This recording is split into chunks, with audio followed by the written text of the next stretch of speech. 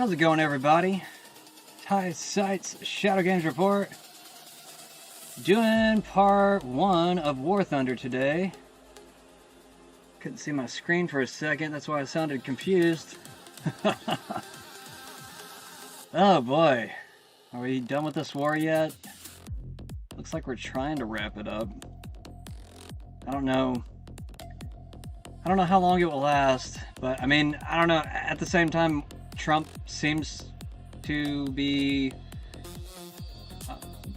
slightly slapping Israel. I feel like is an appropriate way to put it. I mean, he's not doing the hard, full-on slaps like, where you like crank it back real far and then you just like slap him.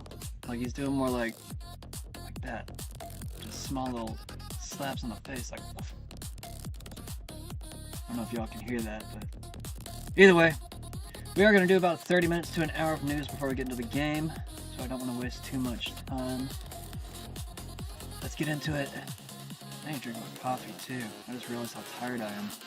Trump calls U.S. the big partner to Israel at G7 summit. I need to drink some water too. Israel launches Lebanon strikes despite Trump's G7 rebuke. Epstein's jail notes reveal resentment toward Trump. Trump signs U.S.-Iran peace MOU at G7 summit. Surprisingly, so I mean, at least he sped things up. We were waiting on this to be signed on Friday. So it's good that we're starting to see a little bit of progress with some of this stuff. I mean, I don't know how much, or even how much meaning the MOU is going to have, because it's not really a deal. It's more of like just an understanding. But it does seem like they're doing all the right things to satisfy Iran so that Iran can at least begin to trust Trump, which I know it's very hard after the past few months. I think they also know the character they're dealing with, though. Trump is not a normal person. He does very strange things to get a deal done, it seems like. I don't know if this is just a strategy of his, if he's done other weird things and other deals before. He did cross the DMZ in North Korea. So that was a big feat back in his first presidency, if anybody remembers that. That was actually the moment that made me turn my head with Trump. I was like, there's something very, very different about this man. And I'm not, trying to put him on a pedestal or anything. Not trying to make him out as some higher figure than he is. It's just more or less he's different. Whenever I say he's different, that means he could be crazy. He could be, a number of things. He's very, very different. He's a once-in-a-lifetime type of character, as he's, shown himself. So yeah, this is what we're dealing with. This is the war disruptor as of late. He was the war instigator, and now he's the war disruptor. But was it really him instigating to begin with? Was he just going along with Israel just to, I don't know, pull on their chain? Like pulling on their chain, trying to rile them up. And then once he got Israel riled up for war, he pulled the rug from underneath them. Just to throw a few analogies on it. But anyways, I need to shut up. Trump signs U.S.-Iran peace MOU at G7 summit, like I just said. It's a big deal. For now.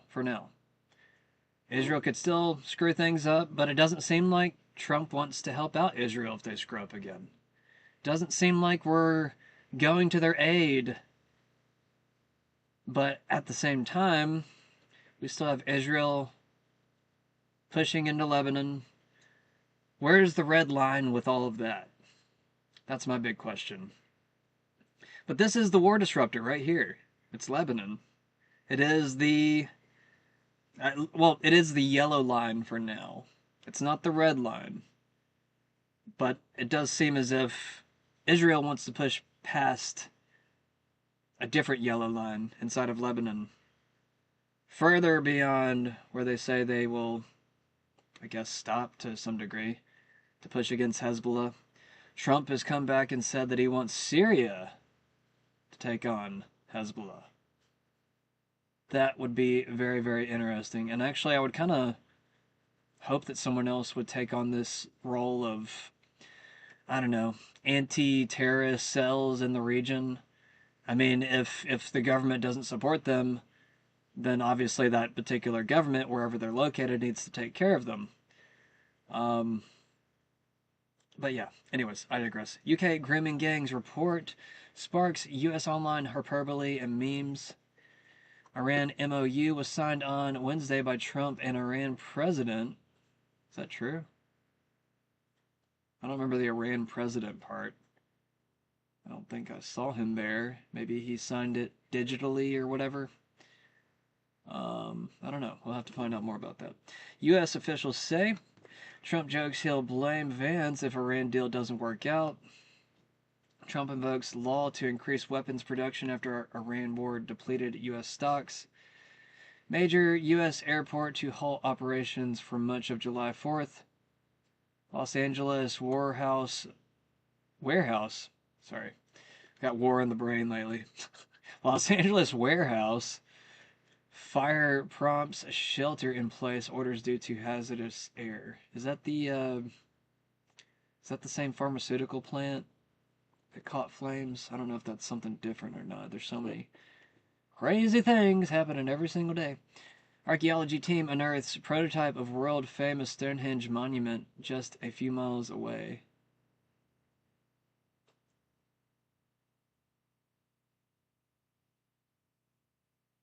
So I guess they were planning Stonehenge in a different area. Is that what I'm getting from that? Eastern Washington wildfire forces evacuations and destroys homes.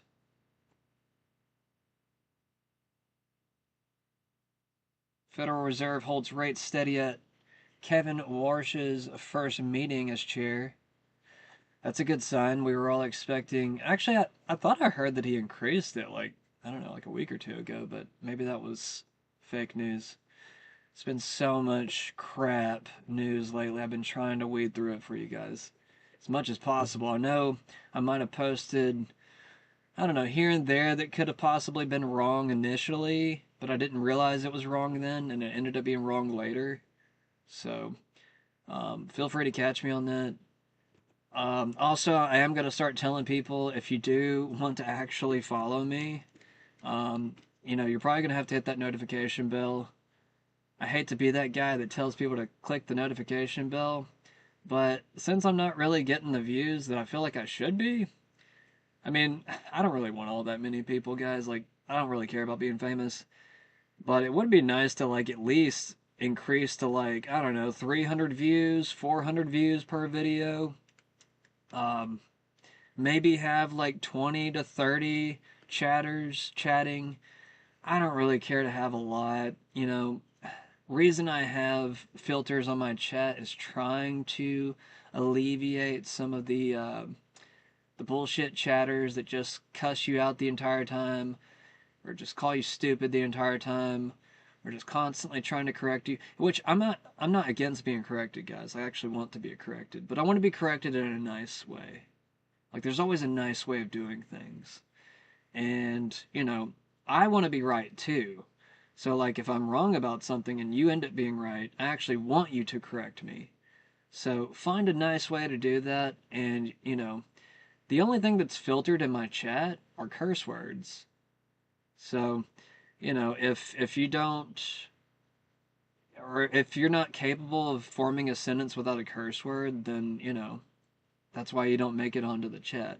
But if you can form a sentence without degrading me or degrading what I'm trying to argue for, or, even trying to present, then, I want your feedback. I want to hear people. If you ever have an opinion, you can always put it in the chat or in the comments. I think you can actually cuss in the comments. So I might be wrong about that, so don't quote me. But if you want to cuss me out in the comments, I can at least delete you. I can also mute you in the chat, but I don't know. I'm trying to be more accepting. Trying to be, because I don't know. At the same time, I'm a pretty big troll when I get on Infowars, when I get on other platform. Well, mainly Rumble, because I can cuss on Rumble. I like to be able to cuss. Believe me, guys, I relate with you a lot more than you think. It's just more or less like I'm trying to focus on this rather than you. And I mean, I'm not even against like hearing you. I don't have anybody really tonight. I only got what, a few people watching right now. It's okay. It's late and I started late. I get it. Nobody wants to watch me at 10:30 at night, or 11:30 if you're on the East Coast, or 9:30 if you're in Mountain Time. I think that's the next one next to me. Anyways, I need to shut up. Trump administration unveils 14-plan Iran draft deal. Congress review ahead. Not that Congress can do anything. Georgia Republican legislative leaders reject governor's call for 2028 redistricting. Can't even talk. Rex Heuermann is sentenced to life in prison for New York's Gilgo Beach serial killings. Luigi Maggione will assert psychiatric defense in murder case in United Health CEO killing. So I guess he's going to try to claim that he's crazy. That only seems to work for black people nowadays, but I don't know. Maybe if he invokes all the history of white people, he can get called crazy just as much as a black person. I don't know. Anyways. I'm joking, by the way. But at the same time, would be kind of funny. Deindustrialization was a plan from 50 years ago?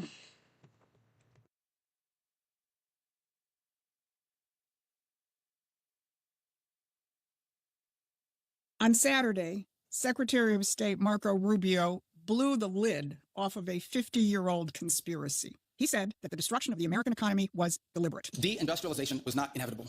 It was a conscious policy choice, a decade-long economic undertaking that stripped our nations of their wealth, of their productive capacity, and of their independence. He's right. It wasn't an accident. It wasn't market forces. It was a plan written down 50 years ago, and today we're going to give you the receipts. Now, you've seen the reports about the U.S.-European face-off at Munich, how the globalists marched a lineup of failing European leaders and American has-beens and wannabes onto the stage to challenge President Trump. But even the pro-MAGA coverage of Marco Rubio's powerful speech missed the bombshell that the deindustrialization was deliberate. Now, we didn't miss it because we were there in 1977 when the Council on Foreign Relations announced their plan to do it, when they called for, quote, the controlled disintegration of the world economy, unquote. I'm Susan Kokinda, and I was part of the team that exposed that report 50 years ago. So when I heard these words come out of Marco Rubio's mouth, I knew that what we were seeing is the most significant challenge to British imperial policy in modern American history. Now, if this is a fight you want to follow, please hit those like, share, and subscribe buttons so we can stay in touch and we can expand our reach. Here's what I'm going to cover today. First, what Rubio actually said, and the panicked reaction from the Europeans who were at the same conference. Second, the 1977 CFR report that laid out the deliberate destruction of sovereign economies, precisely the destruction that Marco Rubio talked about.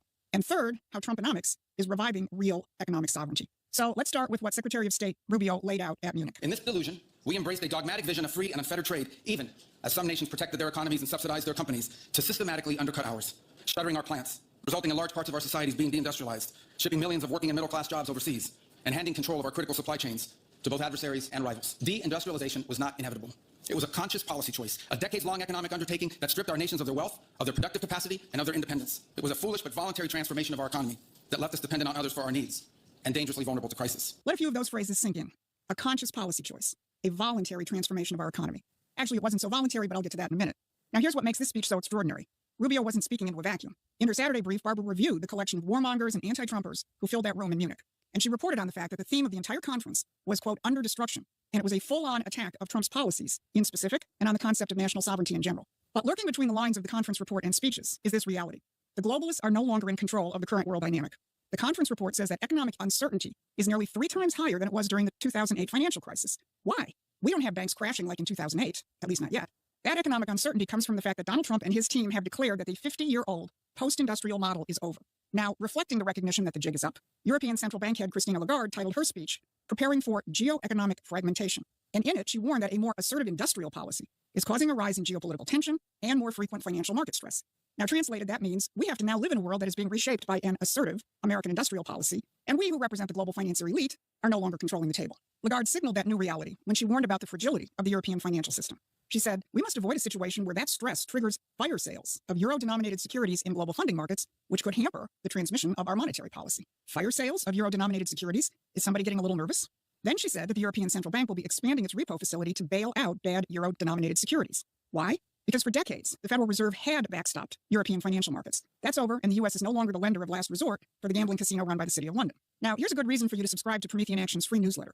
We've been documenting statements by Treasury Secretary Bessent and the new Fed chair nominee Kevin Warsh, where they've made clear that America's new economic priorities are the physical economy and household incomes, not saving the financial bacon of the international banks. So head on over to our website. The link is in the description. But the fragility of European financial markets is just part of the picture. The real story is that Europe is destroying itself physically. A few days before Munich, the Prime Minister of Belgium delivered a stark message to the European Industry Summit in Antwerp. Over the past 4 years, announced closures in the European chemical industry increased sixfold, representing a loss of almost 10% of the European chemical production capacity.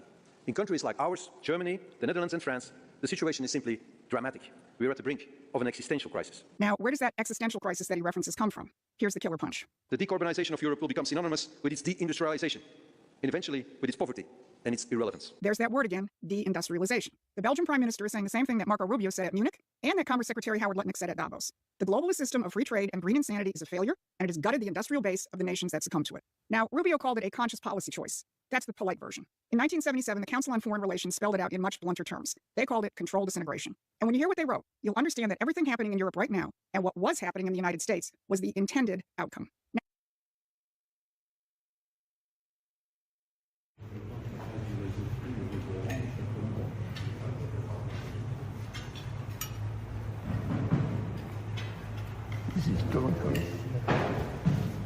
Yes.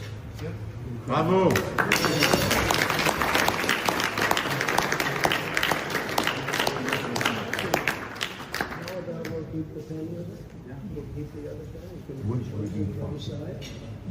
Good job. Thank you, everybody. Great job.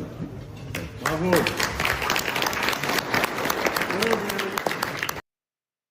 So, I don't really know why it's being signed in Geneva. I guess you just do things in Geneva, right? It also said the president, too, right? Didn't it say the president of Iran? Or no, the other post said that. So how did the Iran president sign? Is it anywhere? After a massively successful G7 summit in France, President Trump has boarded Air Force One and is headed back here to the White House. 47 has seemingly slept a total of 6 hours in 3 days and is still razor sharp incredible. Yeah, I was actually gonna grok that. You know, let's just grok it right here, since I'm thinking about it. I kind of want to know, how much sleep does Trump actually get?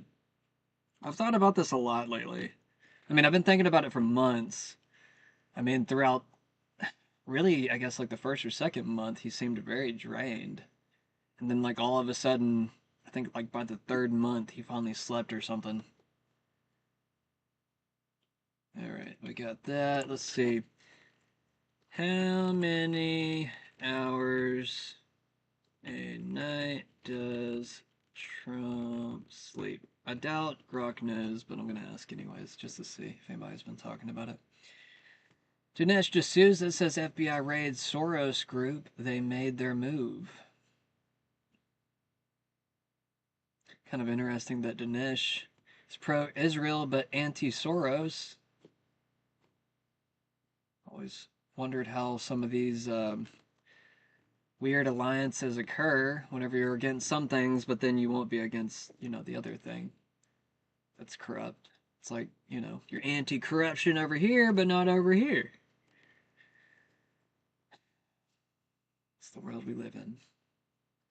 Let's see, Mario Nafal says, Trump invoked the Defense Production Act to force feed the U.S. munitions industry rocket motors, guidance systems, and the supplier bottlenecks that have been quietly failing America's military for years. Yeah, I think we are going to be boosting our munitions quite a bit. So I guess if there's an industry you want to get into, maybe welding might be a good one right now. I don't know how much money is in welding nowadays, but it might be a decent choice for anybody thinking about an industry to get into. I've always, I don't know, for a while there they were telling everybody to like get into coding and get into just things towards computers, and now they're telling people the opposite. They're like, no, AI can do all of those things. You might as well just, you know, might as well quit ahead before you even start. Like, it is getting weirdly hard to suggest what is the industry to get into. I mean, even China is getting rid of degrees that that I guess are being made obsolete. Can't do anything with them. You can't. I mean, if AI just takes over that entire industry, it's like, well, I mean, I even think about like other things like therapy. I mean, it might not outright get rid of therapy at first, but eventually it will be better. It will suggest better things than a therapist will. You won't have that human, though. I mean, some people want that human. But then you also have the weird aspect of having to pay someone an extraordinary amount and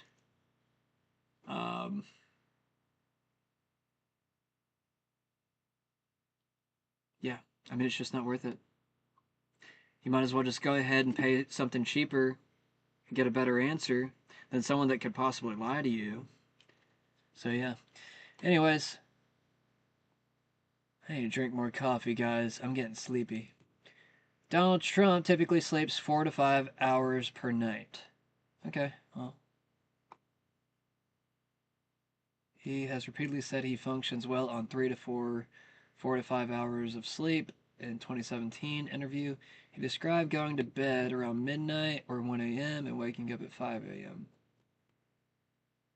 He has mentioned tossing and turning while staying informed on news. Huh. Well, the news will make you toss and turn, that's for sure. Trump invoked Defense Production Act. I think I just read that one. Yeah, I did. Iran successfully exports crude oil shipments for the first time in the 2 months. That's from yesterday. So I was just confused today. Like, everybody kept on saying to open up the strait, and I'm just like sitting there, okay. Well, I think we already did that. I mean, I had already seen like 20 different posts saying that we opened up the strait. So I don't really understand why certain people are still behind, but I guess people like Mike Adams, I was really getting onto him yesterday. I'm not going to get into this video, but he was going on some big rant towards AI taking over. I'm a little more in the middle. I don't freak out about these things, at least not yet. I mean, yes, they are dangerous, but at the same time, no one's slowing down on using them, and no one will slow down on using them just due to the fact that our enemies will not slow down using them. So naturally, we're not going to slow down because our enemies have it too. Benjamin Netanyahu has never faced meaningful consequences from an American president. As long as there are no real costs for undermining U.S. policy, there is little incentive for Israel to change course. True, true, and true. I like the sounds coming out of President Trump's mouth, and he sounds pissed. You know, he sounds pissed. Frankly, I told Netanyahu, I told the Israelis, I did not appreciate them attacking Beirut. Right as we're putting this peace agreement together, he was asked about Lindsey Graham, who is not a fan of this peace deal. He said, "Oh, I'm going to talk to Lindsey Graham. That's bad for him," meaning like he's showing that he's tough. Do you buy that? I believe that he actually is frustrated. The problem is the president really likes Israel, and he wants people in Israel and the Israeli government to like him. So he hasn't taken the next step yet. I feel like he is getting close because he does want this peace deal to actually stick because he knows the Straits of Hormuz and all the other consequences will be so dire.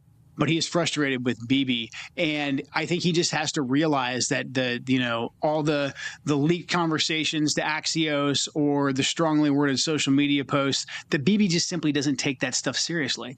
Bibi has never ever had anything taken away from him by an American leader, and until President Trump takes away things from the Israelis will not change their behavior. Wow. But we can count. We remember April 8th, over 300 people died in the bombing of Beirut. No consequences. We can see what's happening in Lebanon. We can see villages being burned, what they call the Gooby, which is their D7 bear, destructive bear. I know you don't have the answer to this, obviously, but if you could just present your thoughts on how this continues to happen with no consequence, and then the president can say, gosh, I really don't like that. It's our money doing it. I mean, we do have the ultimate trump card. We could pull a good deal of the aid. We've just never done that with the Israelis. Now, Lebanon is always going to be challenging. I mean, this really speaks to why this war has been so catastrophic, because the Iranians before, they were giving clandestine support to Hezbollah, clandestine support to Hamas, etc. They weren't coming out and centering negotiations on how Israel behaved towards Lebanon or towards the Palestinians, because they've asserted themselves because of the control that they've been able to exert over the shipping of energy to the entire world through the Straits of Hormuz. The Iranians now believe that they have somewhat of an upper hand and that they will be a power broker in the region. We saw that just last week when Iran struck into Israel in response to Israel strikes into Lebanon. They had never done that before. They had definitely hit Israel before, but they had never said, hey, Israel, we disapprove of what you're doing to the Lebanese, and we're now going to hold you accountable. That was Iran really flexing its muscles. And so there's been a whole paradigm shift because of this foolish war that Israel got us into. And so the president just has to be honest about that with himself and then with the rest of our government and say that we've got to rein in the Israelis. And again, because Lebanon is so close to Israel, it's right on the border, that's going to be hard. So the move that he has to make, it has to be big and it has to be bold and it has to scare the Israelis. It has to stop them in their tracks so that they see that our relationship with them will drastically change if they continue to escalate in a way that jeopardizes the peace agreement the president is trying to solidify.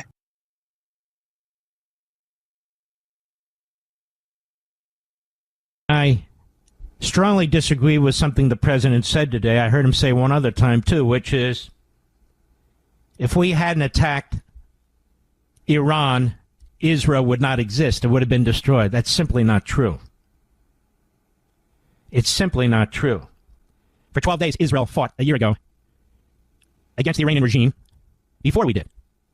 Destroyed its ground-to-air missiles, destroyed its Soviet and / Russian radar systems, destroyed much of its air force, destroyed much of any of its defenses. For 12 days. We went in on the 13th day with our great bombers and those bombs, and we hit those nuclear sites. But Israel has some very, very powerful weapons that it has not used. I don't know this firsthand. Just go online and read about it. It's a secret that's not so secretive. And they've had them for decades. Israel will survive. Period.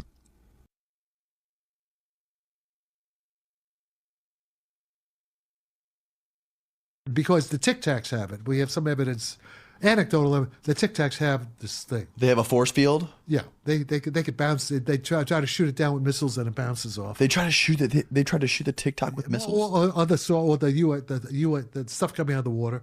Yeah, they tried to shoot it down. What?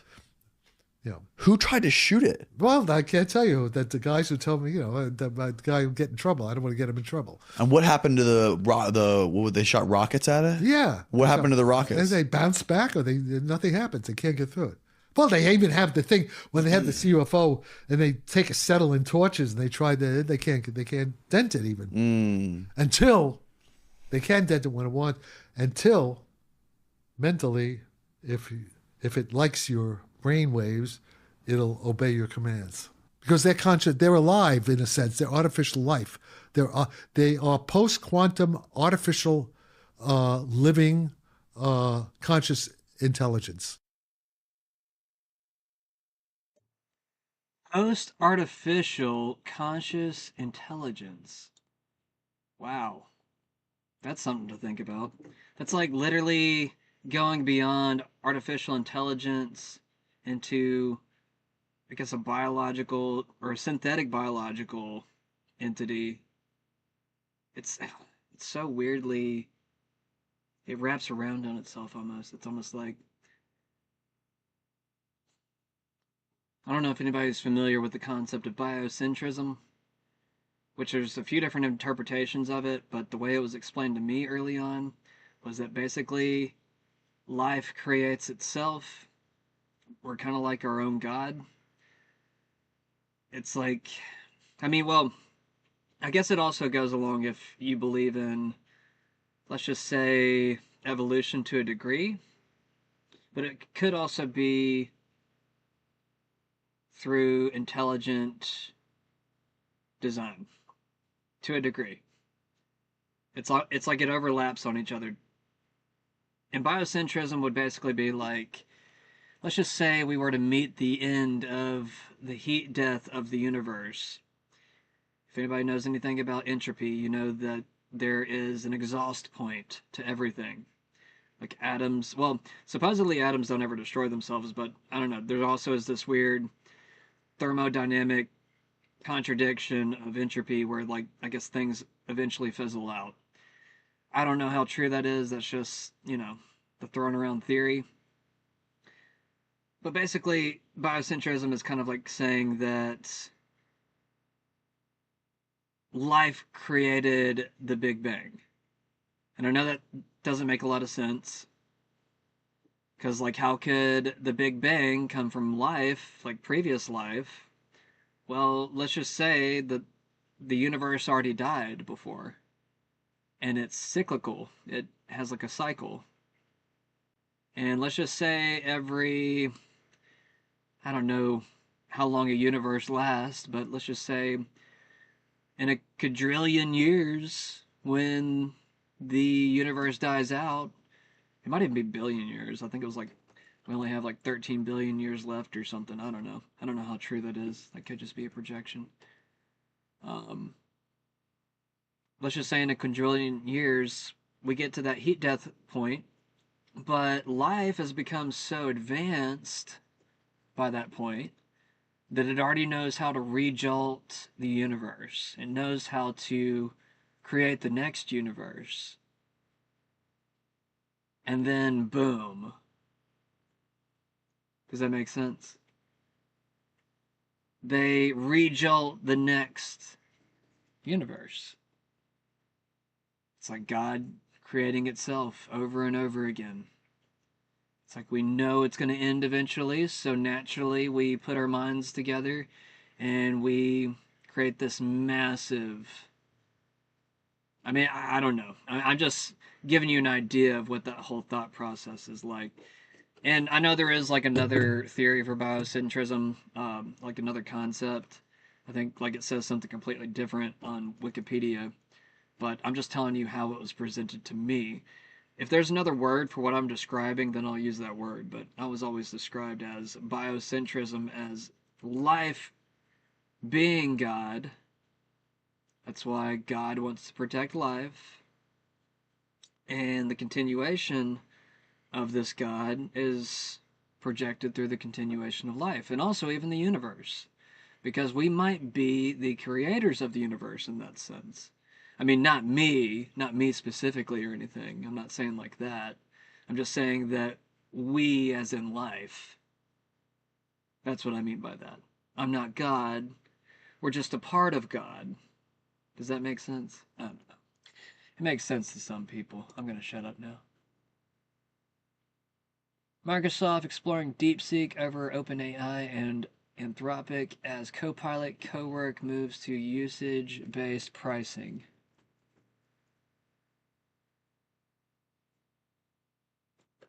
I don't really care to get into this fire. I don't like going into fires, guys. Epstein's jail notes reveal resentment towards Trump. We got notes. Years trying to tie the president to Jeffrey Epstein. You even heard it this week, claiming they were best friends for years. Only now records actually show that Epstein hated the president, because he turned him into the cops. And the convicted pervy alleged sex peddler, diddler, well, he came up empty when he went shopping for dirt to save himself. Tonight, we're also learning more about his final days. As you point out, according to the New York Times, if you believe such things, Epstein allegedly tried to commit suicide multiple times before he was eventually found dead. FBI agents said his cell was filled with ropes and sheets and other linens. Years trying to tie the president to Jeffrey Epstein. You even heard it this week, claiming they were best friends for years. Only now records actually show that Epstein hated the president, because he turned him into the cops. And the convicted pervy alleged sex peddler, diddler, well, he came up empty when he went shopping for dirt to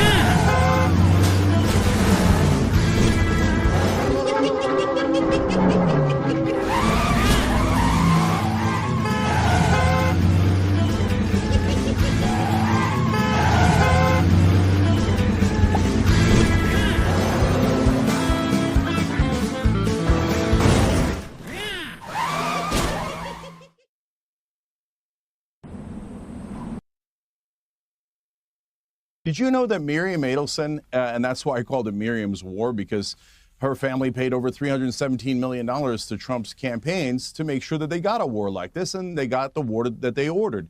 Now, all of a sudden, they say, oh, there's a problem with the war we ordered. Well, that's kind of on you and not on us. So I'll get back to that in a second. But did you know that Miriam Adelson and Larry Ellison used to donate to Bill Clinton before they donated to Donald Trump?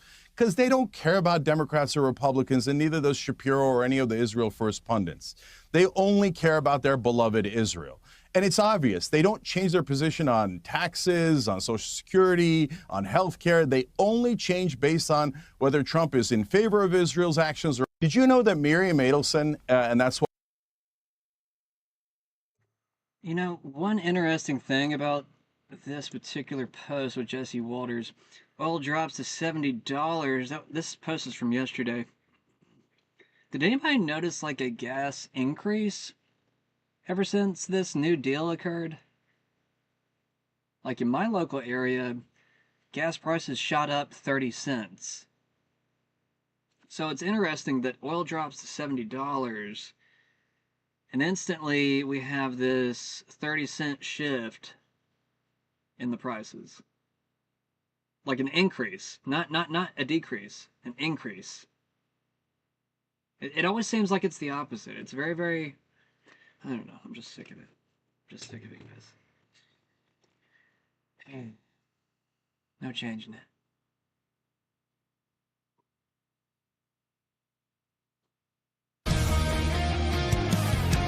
Donald Trump walked into the G7 and the whole world fell in line. Literally.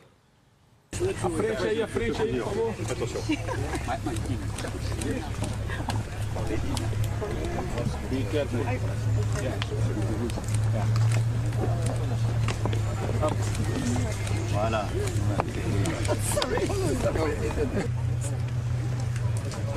Parfait. Eh bien, proposez to join the concert. Thank you. Oil's down to $70 a barrel. Dow's smashing records. Iran signed on the dotted line, and Trump did it all before dinner, which, by the way, is on Macron. I was leaving in the afternoon, and then the French president, who happens to be a very nice man, invited me to dinner at Versailles.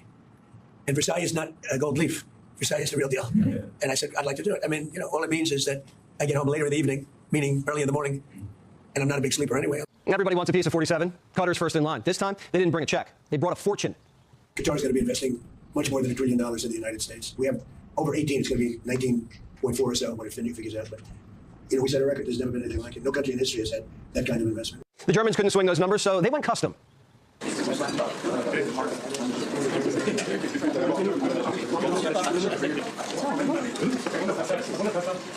The boys got right down to business. Trade, tariffs, Taiwan. Try again. Everybody wanted to talk about Iran. Now, 47 certainly knows how to work a room abroad. It's Washington that's nasty. Very nice-looking president. Is he from your country? Is he from your country? No, he's got such a nice way about him. My people are so mean. Handsome guy. Be careful. No, I can put him in a movie right now. Trump knows when you run the room, you set the volume. And 47's barely moving his mouth. We can make our relationship even better. We love it. Thank you, my friend. See, when you're that rich, you can speak that lowly. I was just wondering, can anybody hear that? But when you're so rich, you have such confidence that you don't have to do any strain to the voice. He's great.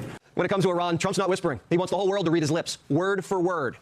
I'll not only release it, I'll probably have a press conference and read it to you word by word so that the press covers it accurately. Because it's a very important document, and unlike Obama, who could have destroyed the Middle East with a horrible JCPOA, it is the worst agreement. That was a road to a nuclear weapon. Mine is a wall against a nuclear weapon. He paid a fortune for it. We paid nothing. Every leader at the G7 flew in for one thing, Iran. They want this deal done yesterday. But Trump's not in any rush. We've already gotten everything we wanted. 90% of their missiles are destroyed. 85% of their defense plants are gone, so they can't rearm. No Navy, no Air Force, no air defense. And most importantly, no nukes, ever. Their uranium's buried. All 3 nuke sites, the caves, the tunnels, their secret chambers, collapsed. Their centrifuges, shattered. Their nuclear scientists, all dead. They can't enrich because they can't get down there. Only we can. And if we extract it and destroy it, they get sanctions relief. But if we don't, doesn't matter. The dust's in a grave that the Persians can't penetrate. Has Iran said they would welcome the U.S. coming in? How specific? Iran will be just fine. What's happening is that at an appropriate time, there's no rush at all. We have cameras from space on it. We know everybody that goes there, which is like nobody. The B-2 bombers hit it. The entire mountain collapsed inside it. It's a very tough excavation. Trump's not stressed. On Friday, the Strait opens. War's over. And oil's flowing. Tunnels. Ships are starting to move now. We're going to have it fully open by Friday. The ships are starting to move nicely. Oil is starting to go, and the prices are coming down rapidly.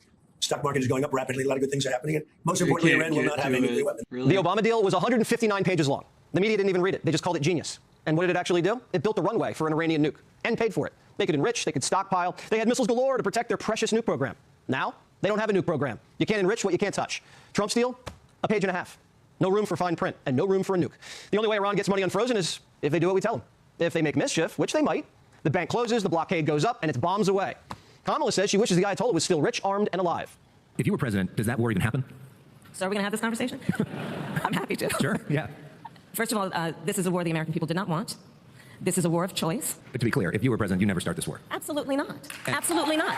Trump's creating a new world order. And if our allies don't play ball, they get a spanking. Israel's fighting Hezbollah too long, and too many people are being killed. And you don't have to knock down an apartment house every time you're looking for somebody, because there are a lot of people in those apartment houses, and they're not all Hezbollah. Now, when it comes to Hezbollah, he's got a better idea. I suggested to Israel to let Syria take care of Hezbollah. Because to be honest with you, I think they do a better job of doing it. Whatever happens, if Iran can't control Hezbollah, no sanctions relief. So they either tell them to stand down and get paid, or they let them fight, they die, and they don't. We have the cards, and if they don't honor the commitment, we'll figure out what to do when we get there. I would say that means go back and resume bombing. It could. It could be. And he would, I don't think he would hesitate. It could mean the blockade goes back on, Sean. It could mean a lot of things, but what the president has said is... I don't think anybody believes that we have the cards, but, you know, they keep saying it. I don't know why they keep saying it, but they keep saying it. I'm noticing that Mohammed Khalibaf, who will apparently on Friday be literally in a photo op with the vice president of the United States. I cannot express to you how stomach turning that is. I don't care who the vice president is. Oh my God, I only sped it up to 1.5. I knew it was going to be fast with his voice, but I only did it 1.5 speed. I don't care who the president is. Leaders of the United States of America in a photo op with a mass murdering terrorist supporter like Mohammed Khalibaf shaking hands 6 months after he blew away 42,000 innocent people in the streets. Yeah, there's one small part that I agree with Ben on.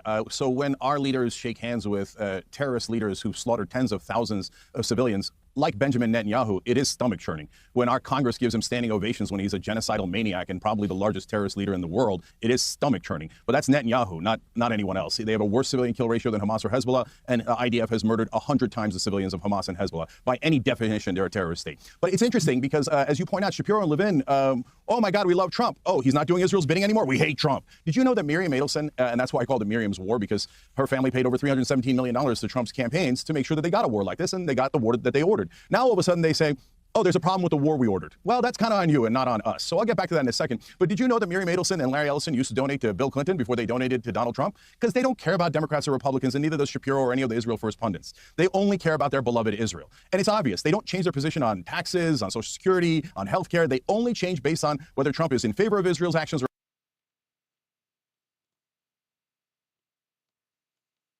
JD Vance just ended. I think you're making the Jessica same mistake, Tarlov's unfortunately, that a whole lot of the Iranian career. I doubt that.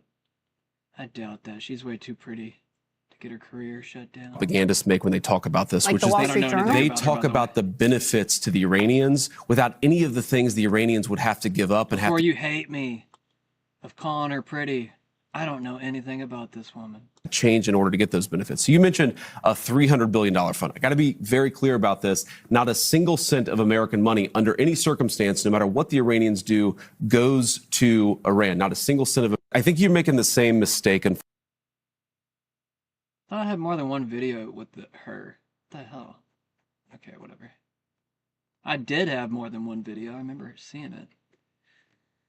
According to a release from U.S. Southern Command at the direction of Southcom Commander General Francis L. Donovan, Joint Task Southern Spear conducted a strike on a vessel operated by a designated terrorist organization operating in known narco-trafficking routes.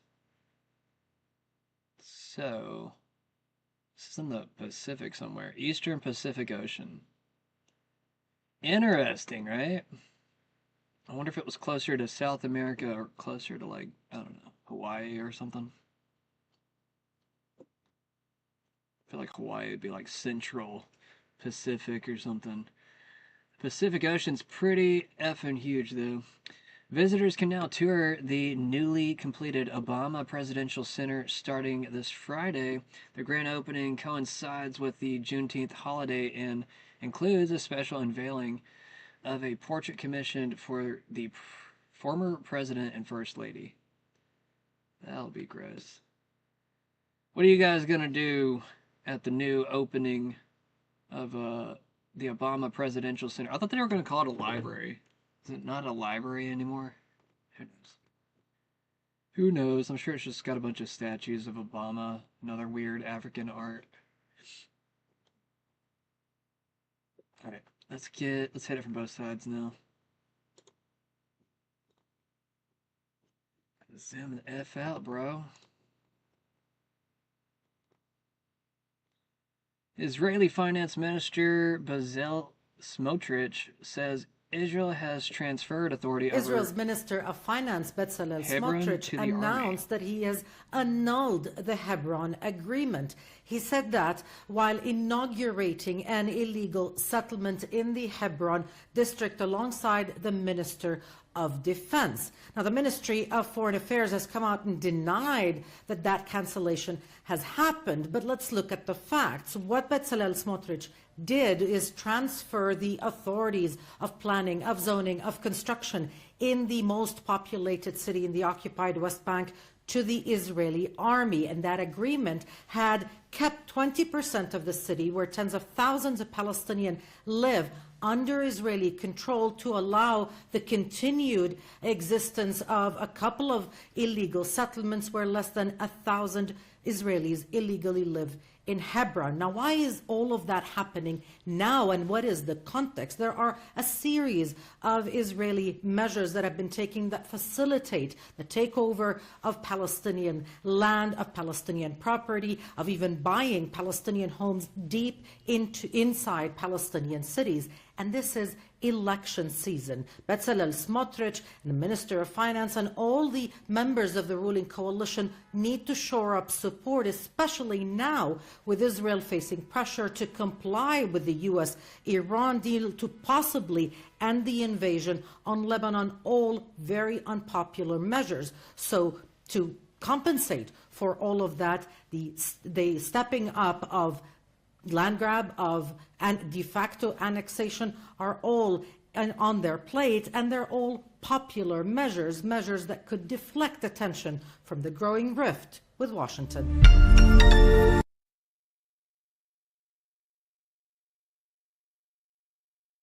Sam Parker, am I even on the screen? I am. Okay. Mike Huckabee says that without Israel, the U.S. wouldn't exist. Obviously, absurdly false. Here's the truth. When white Christians founded the U.S., there were only 2,000 Jews and 5 synagogues heavily involved in the slave trade. 12 out of 13 states didn't even let Jews hold office. Really? Is that so? However, a family of double-dealing international Jewish business partners of Benedict Arnold was suspected of helping him betray West Point to the British. So I guess there's that. Let's see what this is real quick. I want to get a better. Jacob Franks, Britain.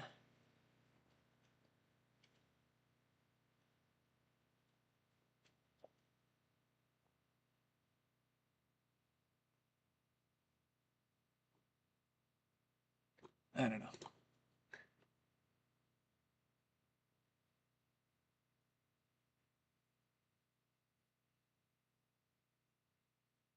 Did it not just bring up slavery?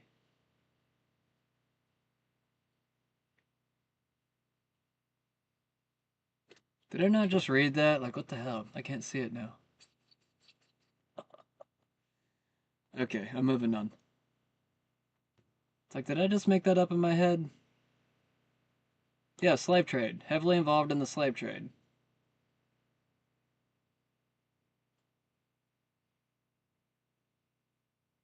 That's interesting, actually. I'm learning something new right now. That's why I'm, like, looking at this all wide-eyed and confused. I'm like, wow.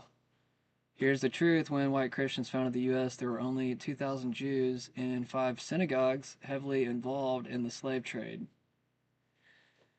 Oh, boy. I mean, I keep hearing that the Jews were overheading the slave trade or something along the sorts.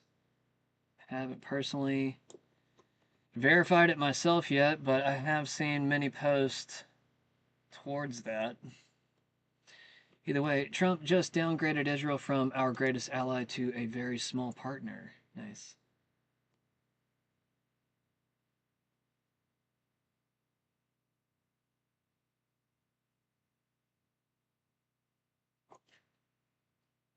My internet die. Hello? Wake up. Wake up. But it's been an amazing partnership. But he will say, we're the big partner and he's the very small partner, and that's true. So, but it's been an amazing partnership. But he will say, we're the big partner and he's the very small partner, and that's true. Netanyahu would say that? I doubt that. I doubt that. He would say he's probably a superpower or something along those lines. J.D. Vance speaks directly to those who feel like Trump betrayed MAGA. A lot of people don't agree with us here. They're very, very angry over the Iran war. It was like their number one issue, and they feel like Trump is not the man they thought he was because he betrayed that promise and didn't explain much about it. And I understand their feeling too. But I will just say that, you know, Podhoretz and Levin and all those guys, that's the original Never Trump crew. They hated him. I was there. I had those people coming on my show saying, absolutely not, never Trump. And then they embraced him like a bear hug just as soon as he decided he was going to attack Iran and was cozying up with Israel. And that's their main issue. And now they're starting to get a little wobbly. And I wonder whether the president sees maybe his new best friends aren't quite as in love with him and loyal as he thought. Yeah, and I would say the same thing to them that I'd say to the non-interventionists who have been a little blackpilled over the last few months. I'd say you don't quit the political process just because the president, who, by the way, has way more information than any of his critics have, is making a decision that they don't agree with. Disagree with it. We have the First Amendment in the United States of America. I'm not saying be a patsy. I'm not saying be, a person who always falls in line. Make your viewpoint understood. But I think this is a very important part. In a coalition, we have a two-party system in this country. You've got, 80 million people, 85 million people who voted for Donald Trump. Nobody is going to agree with the administration 100% of the time. So, it actually doesn't bother me that Mark Levin is criticizing this deal, even though I think this deal is great for the American people. I'm going to go on a show for the next few days. I'm going to defend it. What would bother me is if Mark Levin said, you know what, the president just did something I didn't like, and I'm going to go home. I'm not part of this coalition. Screw that guy. I think that's the mistake that way too many people across our political system make.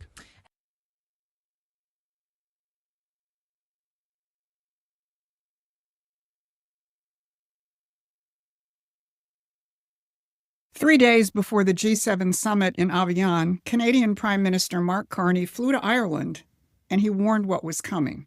He said that countries are navigating a global rupture, not a quiet transition. The post-Cold War world of rules-based order is breaking down. Carney had no idea how right he was. And at the summit, Donald Trump demonstrated it with this stunning comment about Israel and Syria. And I suggested to Israel to let Syria take care of Hezbollah.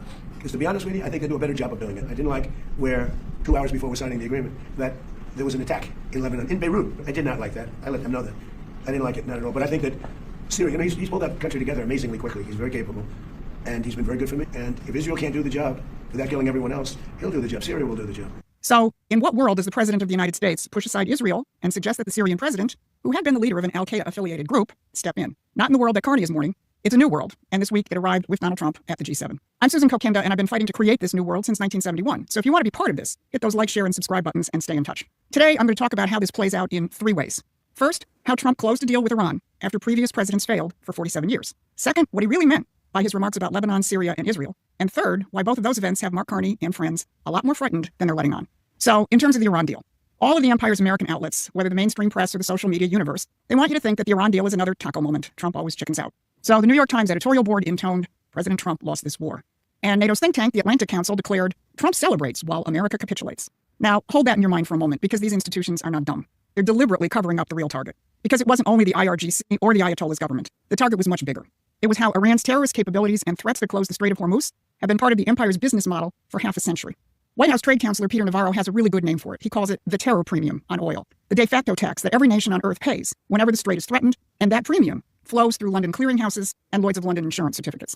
Breaking that up was Donald Trump's goal, topped only by the urgency of preventing Iran from having a nuclear weapon. But how do you break up that business model? You turn assets that have been tools of empire into something else, not through chaotic regime change, but by creating a dynamic where forces can arise that might actually represent their nation's interests, like we did in Venezuela. And this is what J.D. Vance meant when he said this. Fundamentally, we're dealing with everybody in the Iranian system. You know, there's the IRGC, the sort of regime hardliners, the military side. There's the political leadership, and within the political leadership, you have people who are more hardline and less hardline. We expect to have a full spectrum of representatives at the negotiation on Friday. Again, we've been talking to these people, sometimes indirectly, but sometimes directly, and that's what's fundamentally changed under the president's leadership. We are now speaking directly to the Iranian system. That is not Lindsey Graham's regime change. And Donald Trump made that very clear in an aside at the G7 summit. What do you say to Republicans like Senator Lindsey Graham, who is skeptical of the MOU? Lindsey is skeptical? Yes. I'll have to talk to Lindsey. He'll be in big trouble. Well, if Lindsey is skeptical about the Memorandum of Understanding, you can only imagine what he thinks about Trump's remarks about Syria and Israel. But before I get to that, let me encourage you to go to the Promethean Action website and sign up for our free newsletter. You've probably already figured out the world doesn't work quite the way you've been told, and we will help you navigate this new terrain. Trump's Syria remarks weren't an accident. They were a message. When Trump said Syria should handle Hezbollah if Israel can't do the job without killing everyone, that is a direct challenge to the carefully crafted imperial architecture which has kept the region in turmoil for decades. And Donald Trump pulled no punches. Are you frustrated with Netanyahu, sir? No, we had a great relationship. We're talking about some end details. I didn't like that he did an attack based on there's a very minor little thing with some drones that were released, and he ends up doing I saw that attack. I saw where that bomb went. Did you see what that was that was that was too much. So, after suggesting again that Syria should handle Hezbollah better than Israel has, Trump addressed the potential of Lebanon, a Lebanon free of the Hezbollah threat. I've had a great relationship with Bibi, but now Bibi has to be more responsible with respect to Lebanon. Lebanon used to be a great country. It was a country where you had professors, doctors, lawyers. The great intellect was in Lebanon. Now it's terrible. I would say of all countries, they've been treated the worst. And they can't defend themselves. And they have Hezbollah, which is a problem for them. So, no, I'm not happy with the way Israel has handled themselves with Lebanon and with Hezbollah. It should have been able to do the job faster. It just goes on forever. That is pure Donald Trump, recognizing that Lebanon, which has an incredible intellectual tradition and used to be considered the Paris of the Middle East, needs to itself be liberated from the chessboard. And Bibi Netanyahu has not done it, so maybe Syria should. You see, Donald Trump doesn't deal with imperial proxies. He wants to deal with leaders and forces that could potentially represent their nation's sovereign interests, which is why he devoted more public press time with the Emir of Qatar and the president of the UAE on the first day of the G7 summit than he did with the other European leaders. Those Gulf leaders represent the interests of their countries far more than Keir Starmer, Emmanuel Macron, Friedrich Merz, or Mark Carney do. Trump's foreign policy operates on the principle of sovereignty, that we have our interests, each nation has its interests, and you do not mediate relations through the lens of multilateral or supranational institutions. And that contrast is exactly what Mark Carney was complaining about in the run-up to the G7 summit. So to understand what really happened this week, listen to Mark Carney as he concedes that the old order is dead. Carney gave 2 speeches in Ireland the week before the G7, and you could call them concession speeches. Listen to him wave off the very institutions that he spent his life serving. The Taoiseach just referenced Coalition of the Willing for Ukraine. We've been there. That's not NATO. It's not the G whatever that's coming together. It is a group of like-minded countries that are committed to supporting Ukraine. Did you catch that? The empire's own central banker just told you that NATO is not really the operative factor. And the G7, which was supposed to be the crown jewel of the post-war order, he calls it the G whatever. When Mark Carney is this dismissive of his own institutions, the obituary has already been written. And then watch what the G7 produced this week. A joint declaration pledging to bolster Ukraine's military and tighten the screws on Russia. And yes, Donald Trump signed it. The headlines called it unity. Let me tell you what it really is. It's a bill, and it's not addressed to the United States. Under Donald Trump, the United States is not funding Ukraine. When arms go to Kiev, the Europeans buy them, and the Europeans pay for them, and the Europeans deliver them.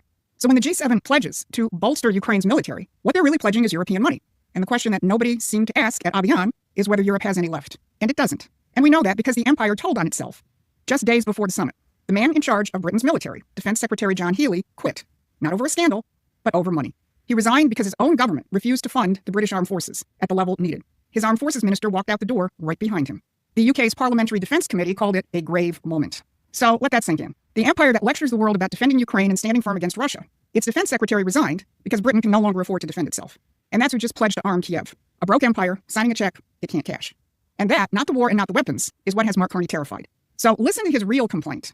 The line everybody quoted, but almost nobody understood. The post-Cold War world of rules-based order is breaking down. Multilateral institutions have weakened. Economic integration, from which we have benefited, is being weaponized. The international trading system, which we've relied upon for decades, is under threat. Breaking down, weakened, disappearing. Look at that. It isn't a list of armies or alliances. It's a list of the economic machinery, the multilateral institutions, the free trade system, the financial architecture. That's a banker's eulogy. And he's reading it because the thing that machinery was built to do, keep nations dependent, indebted, and controlled by the empire, is coming apart. Why? Because Donald Trump is reasserting the American system, the principle that every nation has the right and the duty to build its own economy, its own industry, and its own strength, instead of renting its future from London and Wall Street. That's the rupture that Carney is mourning. The post-war economic system is breaking down because it only worked when the United States submitted to its rules. And Donald Trump is no longer doing that, and he's now enforcing the rules of the American system. So go back to the question I opened with. In what world does the President of the United States hand Hezbollah to a former enemy in Damascus instead of Israel? The same world where he deals with the whole Iranian system instead of bombing it into chaos. and the same world where he lets a bankrupt Europe pay for its own war. Trump is done propping up the empire's proxies, its choke points, and its clients. He's dealing instead with nations on the basis of what they can build and defend on their own. That's why Iran, Syria, and Carney's panic are all the same story. The chessboard gives way to the American system. Carney calls it a rupture, Donald Trump calls it a golden age, and we call it the future. And this week at the G7 summit, it arrived. So if you want to fight for that future, go to the Promethean Action website and become a supporting member or contributor. When I was adopting my boys, I was invited to speak at the National Foster Parents Association. So I finished the class, and I'm like, I want to meet every parent in this class. This is so cool. Like, I'm going to meet my new tribe of people that are adopting kids out of foster care. These people are awesome. I meet a couple new people, and then I meet this one woman. Oh yeah, what you want to do is you want to get a D-rate kid. And I was like, that's what I said. I was like, what's a D-rate kid? What does that mean? And then she goes, oh honey, I make $28,000 a month off foster care. What? And she was like, yeah, because I have this many kids. And she goes, here's the thing. You want to get a D-rate kid. I was like, what is a D-rate kid? She goes, okay, here's how it works. You want to make sure they fail in school. If they fail in school and you can get them on medication, your rate goes up. Every time they don't pass a grade, your rate goes up because they're a more difficult kid. Every time they need a medication, your rate goes up. Holy shit. And I was shocked. Like, I was like, oh my God, that's how bad people are making money out of foster care. Hi, I'm Jen Lilly, and you can watch my episode early on Vigilance Elite Patreon. And that's one of the reasons the statistics are so bad. I just say this to say that I think the intentions of increasing the rate was to incentivize good people to stick with it. But again, what it did is incentivize all the wrong people. People who are in it for the money instead of for the love of the child. That's just making money off the government. Yeah. That's not even the real dark shit. Incentivize the other way. What if they get on honor roll, give them a bonus? Demonic. That's a nail on the head. This is a demonic situation that exists because the church closed their doors. Do it. I mean, you have people living there. Buildings are being dropped on top of them or right alongside of them. How would you like to live there? It's so unfair, especially Beirut. You know, you go into Beirut, and I looked at the scene 2 days ago, yesterday, where they hit. That was a big hit. That was unnecessary in my book. Yeah, please. Do it.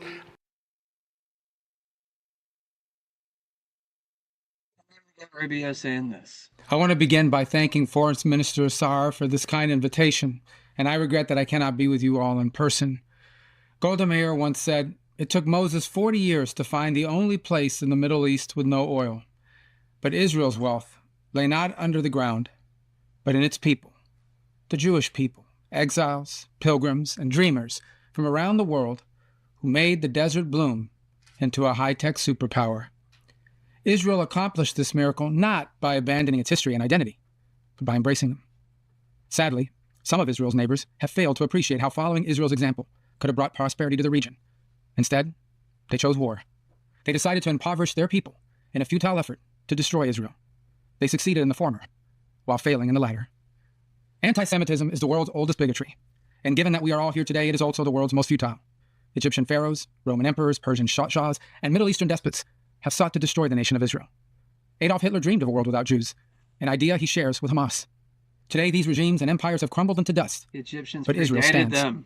and the Jewish people prosper. I pray for the day when the Babylonia. entire world will recognize the futility of anti-Semitism, when leaders will abandon self-destructive hatred and forge a new future in partnership with Israel by building on the Abraham Accords. Under President Trump's leadership, there are signs that the future may be closer than we dared dream. But only if we can overcome the futile, persistent evil of anti-Semitism can we reach that future. Okay, I'm done here. I'm done with that. Moving on. The greatest Israel project, ... doesn't exist. I meant to put a question mark. They see America as having backed off, and they see President Trump as having either not had the will or not had the ability to carry out his original stated objectives. Now, I'm not saying that that means that President Trump should have stated them or should be carrying them out. The point is that that's how they see it. Hang on. Kurt Mills, your observations on that. Yeah, I mean, I just like the whole framing is entirely off. I mean, the way of describing Shiite Islam or the Iranian authorities as uniquely interested in survival or uniquely interested in explaining their own position to their own people. The idea that we don't do this ourselves, that we don't want to survive, that we don't valorize resilience. I think this is a human trait, not an Islamic trait or Muslim trait or Shia trait. So I'm not really sure what the relevance of that is. As to the actual deal, the $300 billion fund, allegedly, if any of this money ever gets dispersed, as you correctly observed, Steve, will be done by people in the region. Where's their business? Where this is already going on. There was an Emirati side deal announced over the weekend. I think it was $25 billion from the Emiratis to the Iranians. And just reminding everybody, the UAE is among the most hawkish, if not the most hawkish Gulf states, to get the war over with. I mean, this is good. Remember, this was entirely originally about the nuclear file. No one's even talking about the nuclear file anymore. This issue's been entirely punted. And the Iranians themselves, say what you will, yeah, they're going to go on state media and say some stuff. But they were who we thought they were. And if you actually read the analysis, you actually read what their own people are saying, their own hardliners are upset that they signed this deal. So I think we have a durable peace here if President Trump doesn't cave into thinking that this war has anything to do with the United States in essence, which it doesn't. And this is a sideshow conflict, thousands and thousands and thousands and thousands of miles away from the United States. And if the United States doesn't poke the bear, the Iranians will continue running a sort of middling dictatorship. But that is the Iranians' own people's business, not the business of the United States. There's one specific part I'm It may looking be the for business of Israel in this video. but why should we care? Israel is the most powerful country in the region. They have nuclear weapons, hundreds of them, which they don't concede that they do. They can protect themselves. And the action here, the relevant action, is that only one country in the Middle East is seeking to expand with American taxpayer dollars, and that is Israel. It is not Iran. It is not the Gulf. Rabbi Walicki, your thoughts? Israel's not seeking to expand at all. Israel come on, that's what's going on in Lebanon. Hang on. Rabbi Walicki. What? I love how he just like pops off instantly. Well, yeah, they're invading Lebanon as we speak, and they want to actually hold that territory and build new homes on it, new settlements. It's the same thing as they're doing in Gaza. So, they're not trying to expand, are you sure? What is going on in Lebanon? The Greater Israel Project. The Greater Israel Project is a figment of your imagination. There's no such thing as the Greater Israel Project. Israel seeks to defend its borders, and every single citizen of Israel, it's unbelievable. The only country in the world that has ever surrendered land for peace multiple times is now getting accused of wanting to expand itself.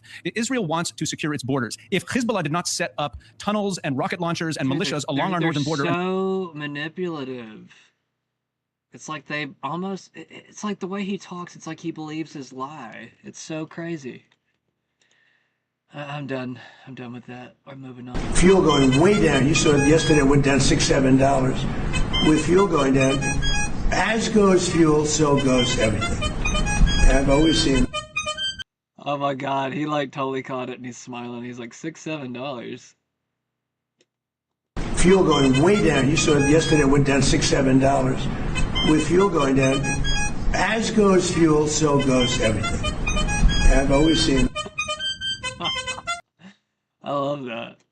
I didn't see that video until now. All right, let's see. Where do I want to end this crap today? How long are we into this? Are we an hour into this? We're about an hour into this, aren't we? Yeah. It's about game time. I'm actually gonna go ahead and start the game. Where is it at? Where is it at? Come here. Come here. Let me at him.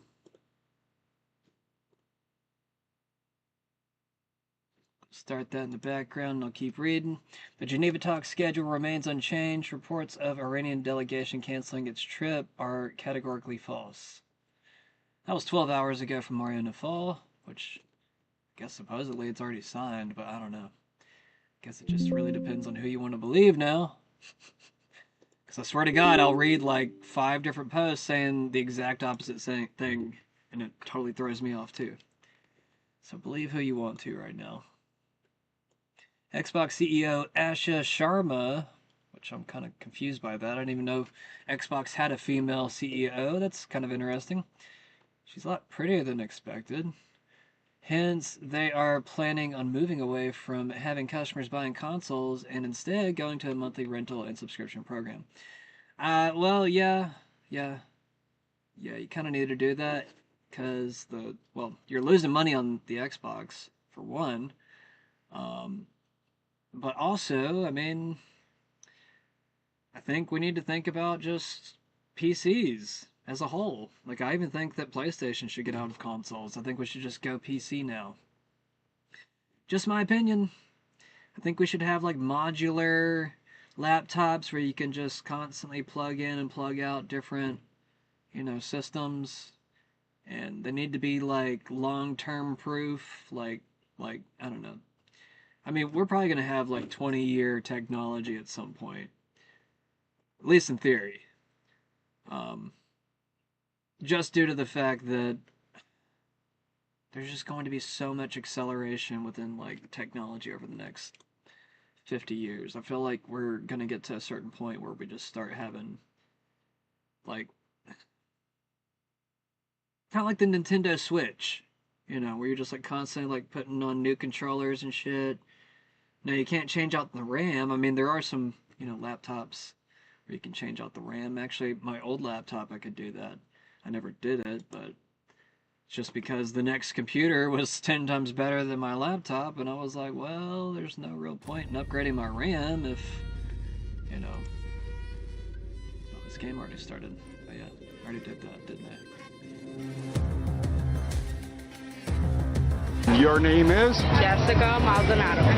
And where were you and what were you on 9/11, the day of the 9/11 attack? I was an EMT in New York City. My office was from the Bronx, New York, and I witnessed everything that day. I was on duty that day. And what happened that day was a lot of confusion, a lot of hurt. It was just, it was horrible. It wasn't what they told us. It was not what they told us. It was not what was on the media. It was totally opposite. Totally opposite. A lot of the stuff that I witnessed was not, was covered by the media. It was not shown. One of the things that I saw was we were helping the firefighters put out a fire 2 blocks away from the buildings. And a bomb squad came and they told us not to go in that block. And we were all like, okay, why? Why won't we go in that block? And we, you know, stood back. As soon as we stood back from that block, the cars were just exploding, just coming up. Just individually, like each one had bombs in it. I don't know if it was bombs, but they were exploding up. Wow. It looked like someone put bombs under them or something was in it. But how did the bomb squad know to tell us to move away from them, exactly, even before we were going into that block? Wow. Yeah. How many people witnessed this with you? It was quite a few. It was a group of us. It was at least 10, 15 of us. And they took pictures? They took pictures of the surroundings. It would be hard to imagine that mass audiences can afford thousands of dollars to spend on a console generation. I think we'll start to see radically different business models that we never expected start to come into orbit later this year. We will start this game, to look so at shut up. business models. Music's getting my nerves. What is needed for console, rather than just the most premium, high-performance console in the world. There's a lot of speculation that you're no longer going to be able to own an Xbox, and Microsoft is going to move towards a monthly subscription model to get the console and the games. And there is some evidence for this because Microsoft has already introduced monthly financing plans for new console. They did this in 2020. This is when everyone started talking about no longer owning anything. And if you look at this, it's actually a pretty decent deal, but you don't own the hardware anymore. You just pay monthly and you get the console bundled with Game Pass. So this is moving away from owning a console and instead just renting it. You will own nothing.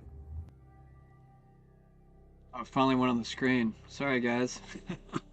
It wasn't on the screen earlier.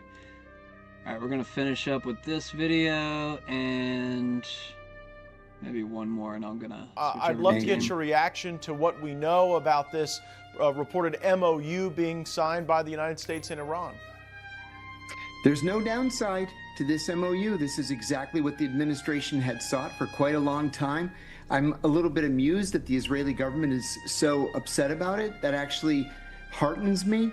But it's the result of a lot of hard work that the administration has done, and now we have something to actually show for it. It's not a peace treaty, but it's certainly a great leap forward in that direction. We have noticed the Israel First crowd here in the United States grumbling about the deal, and we hear them say this: you can't trust Iran. You can never make a deal with Iran because you can never trust Iran, so we're only binding ourselves and our allies to the deal. But I mean, I do know from my time on the Armed Services Committee, we have visibility into the IRGC. The IRGC has vulnerabilities like any institution its size. So take a moment and just discuss those intelligence vulnerabilities with the Iranian government as you see them, and talk maybe about how the information pipeline might flow post-deal to get information back to decision makers in D.C.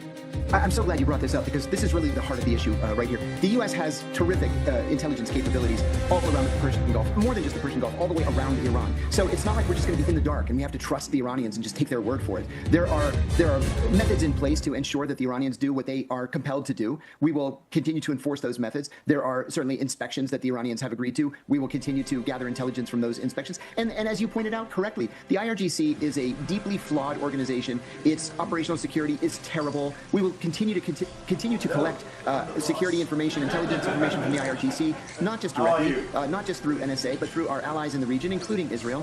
So it's not a question of going into this blind. We don't sign a document, sign an MOU, and just cross our fingers and hope the Iranians do the right thing. Okay. There is a way to ensure that they do the right thing. Thank the you. Israelis don't want us to do that because dear colleagues, really, really want regime change. And beyond regime change, what the Israelis want is the complete replacement of the current Iranian government with a pro-Western, pro-Israel government. And that is never going to happen.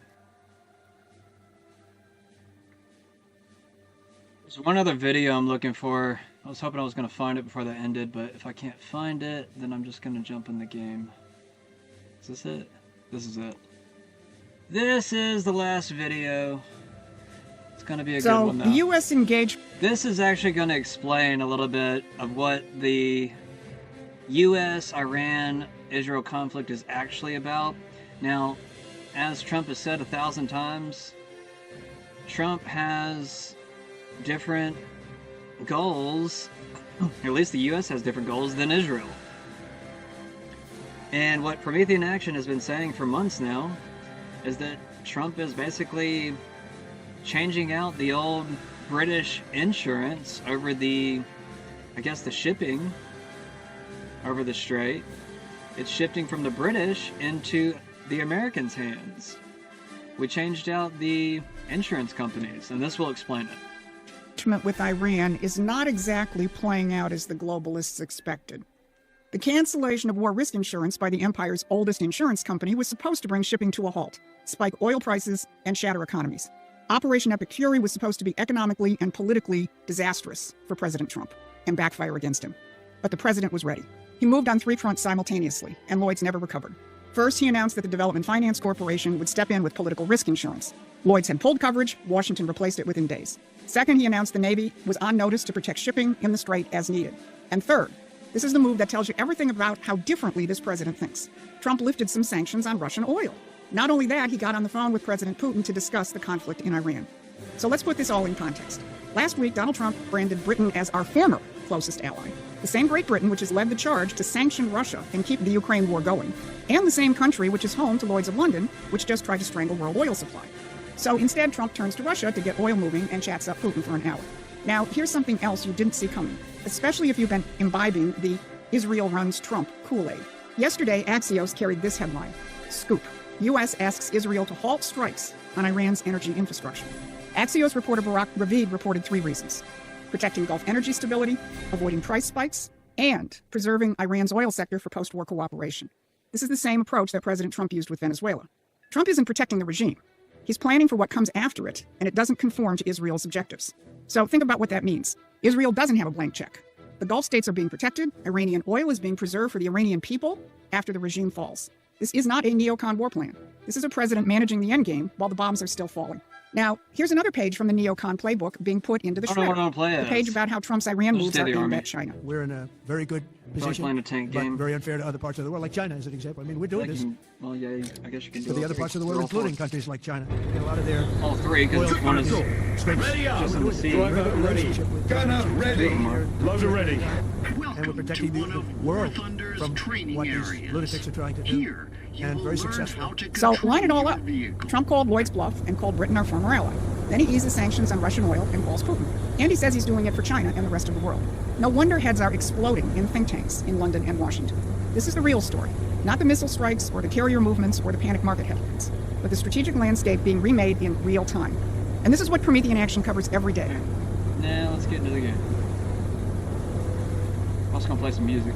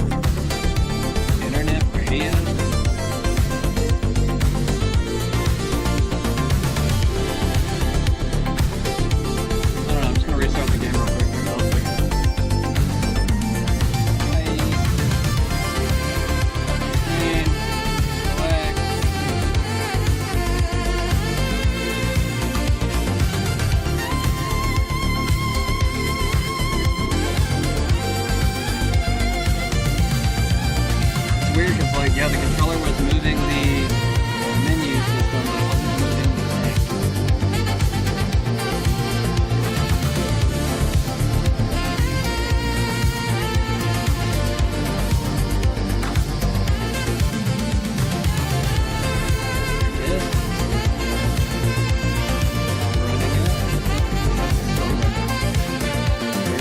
Stop running.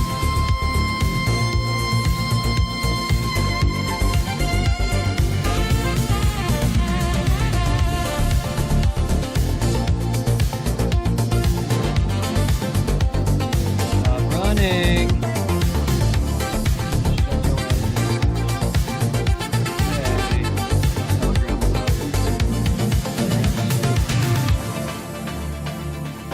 I was screwing up my videos earlier. What am I doing again? Oh, yeah. Like restarting Xbox and everything now. So it wouldn't stop the game.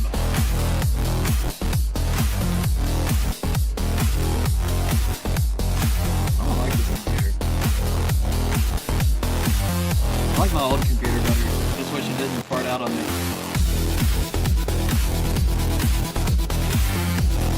My other computer loaded things faster, even though this one's got like 10 times more processing power. It makes no sense.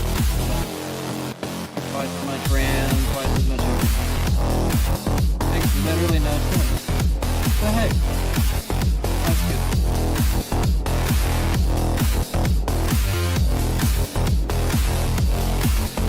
Here's starting back up.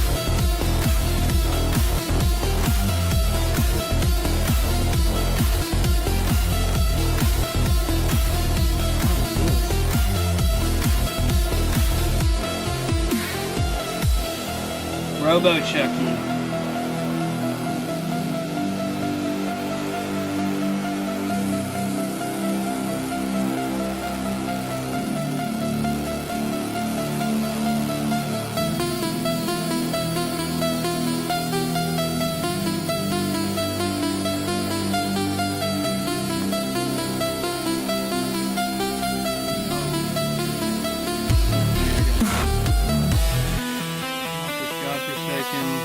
Energy saving.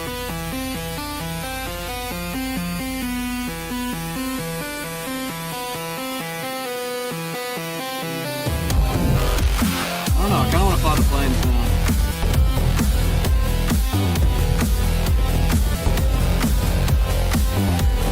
I don't want any more.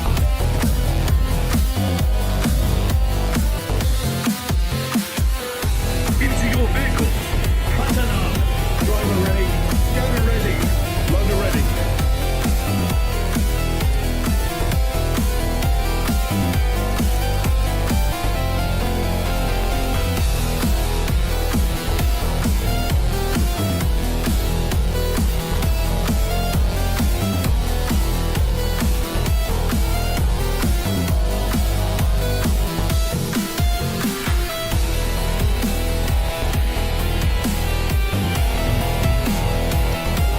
I don't want to have to do this. Why am I doing this?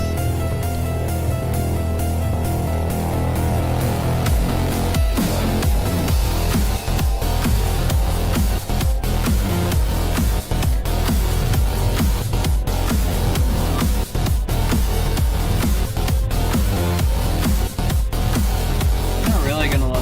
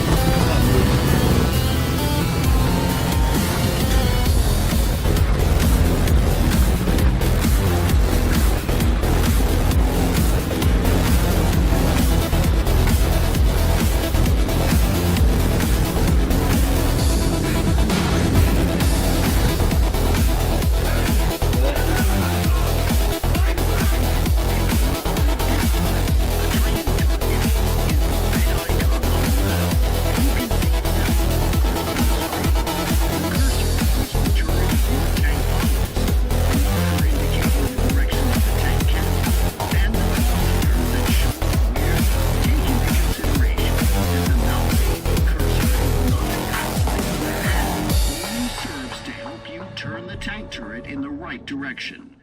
You should not shoot without waiting for the tank turret to align. If you want Shut to up, hit the I don't enemy care. tank, wait for the turret to I know what I'm turn doing. towards the opponent. I want to play a video Align game. the Shut up. crosshair with the target.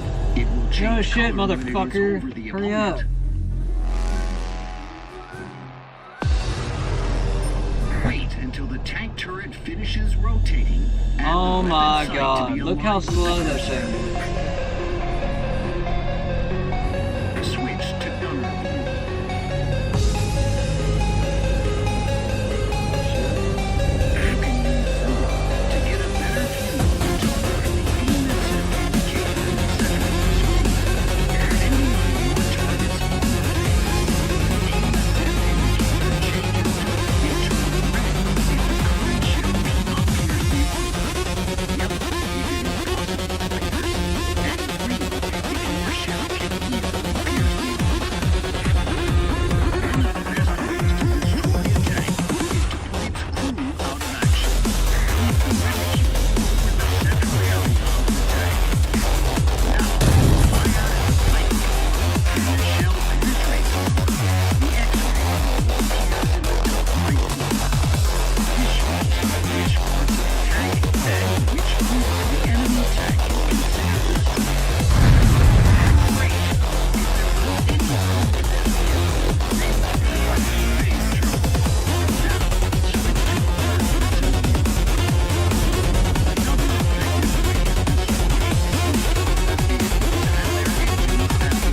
continuously reticule indicating tank.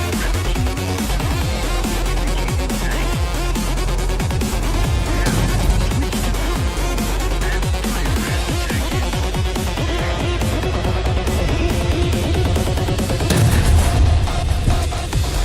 Engine ammo rack locking tanks in our tank advantage. This may cause good job.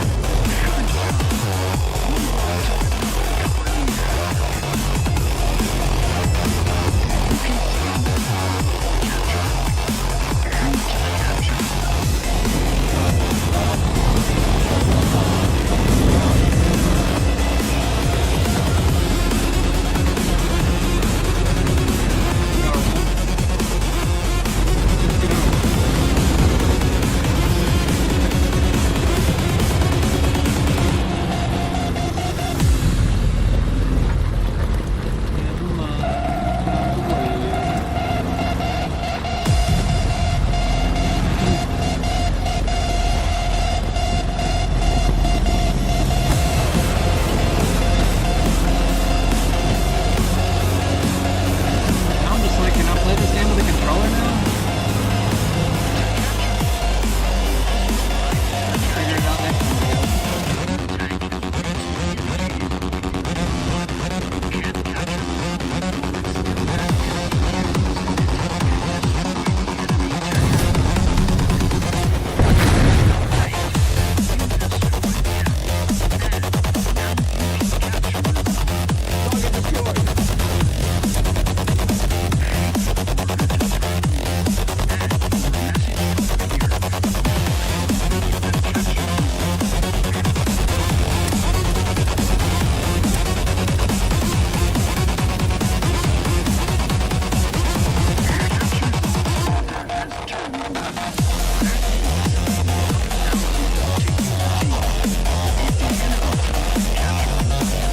You shut up.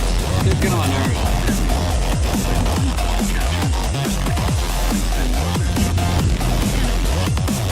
I'll skip this.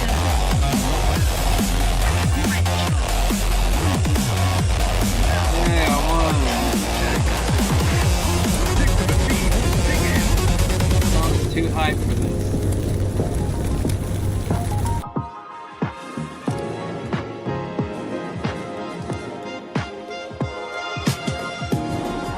What? I feel like being Sweden. I didn't know Sweden had tanks.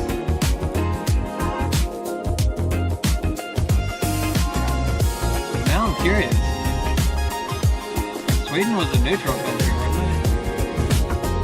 think it's Switzerland. I don't know. I always confuse them. That's still the same country. No, they're not. Alright, starting tank.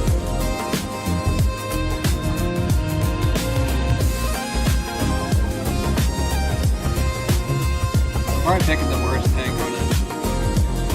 I got American tanks. This is World War II stuff. China. Oh wait, those are the recommended ones? Why are they recommended? Go Germany.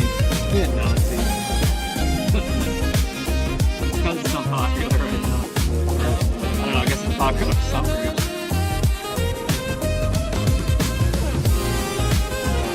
Pretty sure they have the best tanks anyways.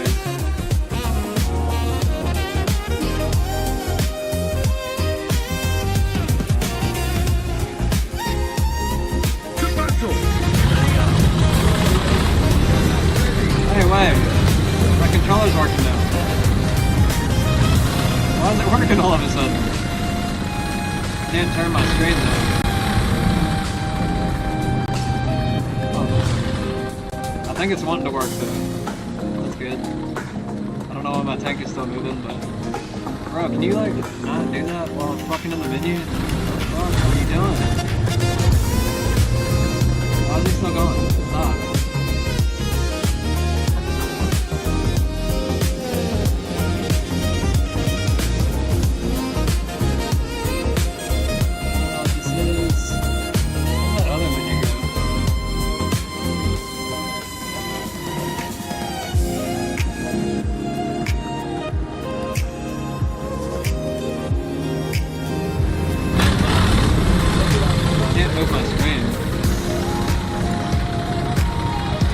Me control the tank. Where's my controller? To some degree now. I can't turn. Whatever, bro.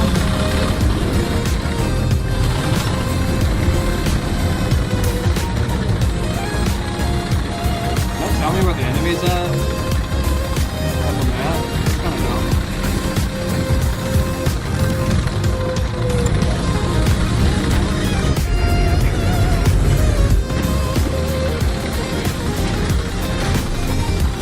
Going to bed. Why's my tank sliding? Weird. Is this an online game?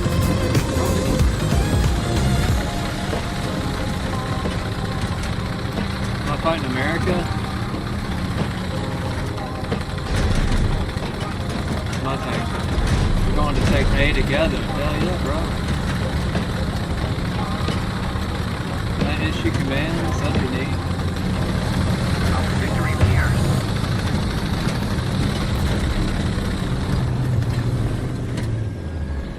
Where are you going? Not even helping?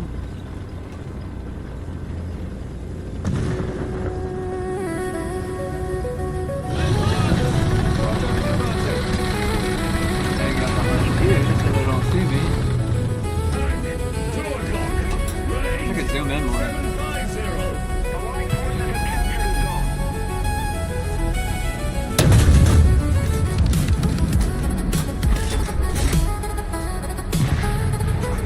Pop out. Ooh, look at that.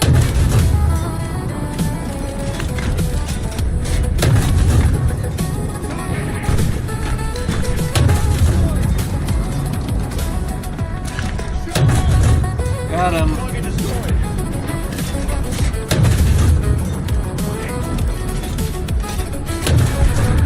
Ooh, I got him. Ooh. Hit him one more time.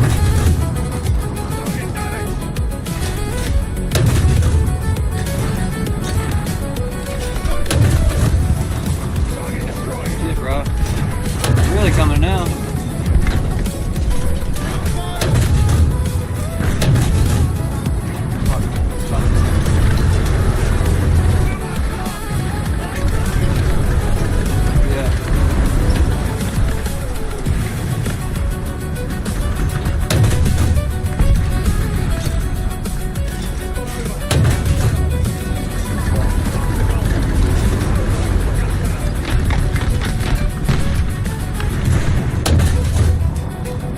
Hit him.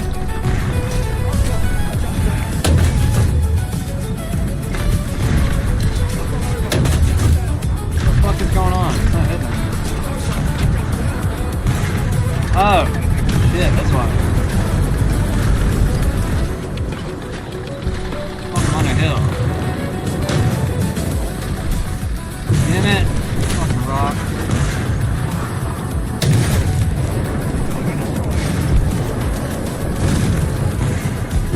We're winning. Thanks. I'm not stuck on. Oh. No big deal, bro. That sucks.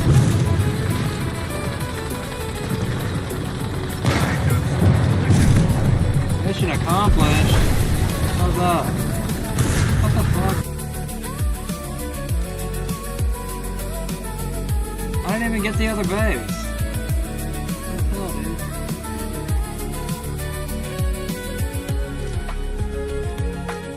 I don't give a shit about picking a fucking crew. What the hell is this shit? It's one of those weird nerdy military nerd games. Not that hardcore, guys. What's this about? And why am I not capturing all the bases? Maybe I did. Maybe my team did everything and I just didn't know it. I don't know. Is there an autofill? I don't do any of this. I don't play the game. To battle! Button up! Driver ready? Gunner ready!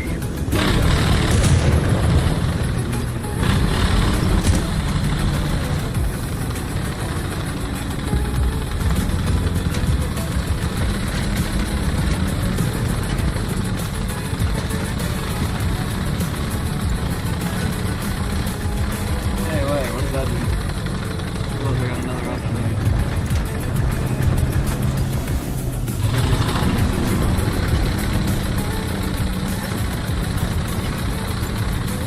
Where am I going? I'm going towards C. Why the fuck am I going towards C? It's gotta be.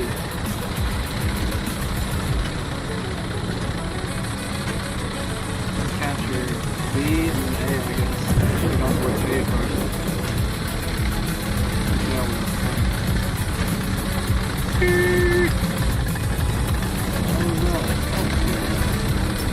slide like that.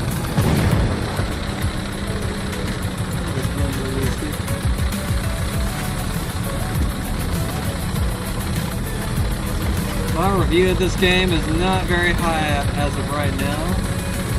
It's looking at maybe a 4 or 5 out of 10 so far.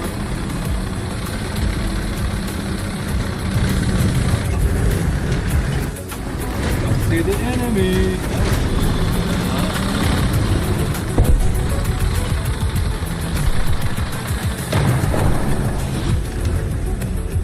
This thing's slow. Shit. I'm not even going that direction. What are you doing? I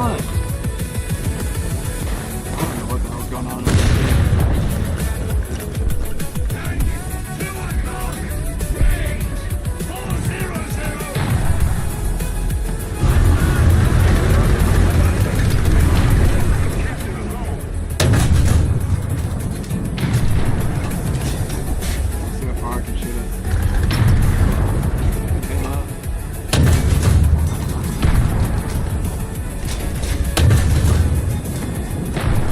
I think I hit him. I did.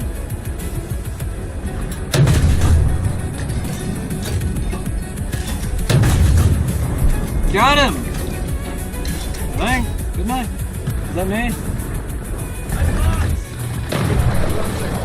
I got this base. I need to leave.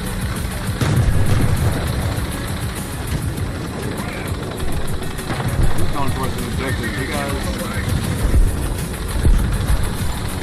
Fun over there. Go take the base.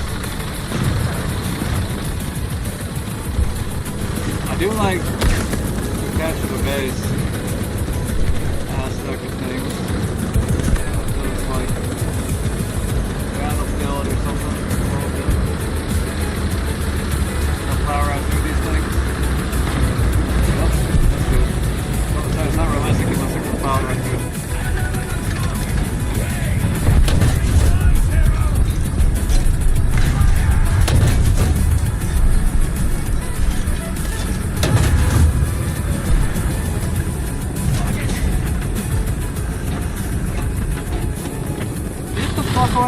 fucking retard. Dude, it takes so long. He's aiming right at me.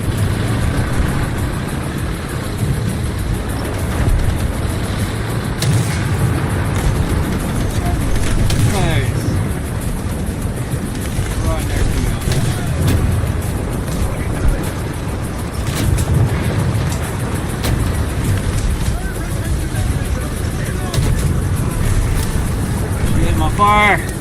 On fire! Oh! Ah! I'm on fire! How do I fix it?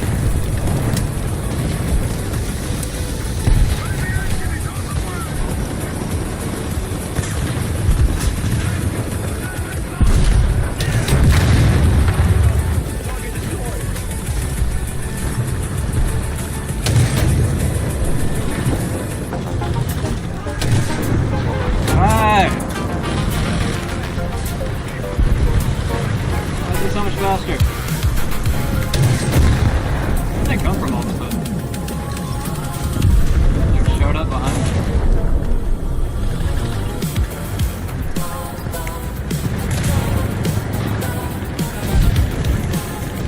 You one next to me again? Son of a bitch. I'm gonna die. Yeah, everyone. Fuck you, bitch. Get out of here. Oh, it's gonna kill me.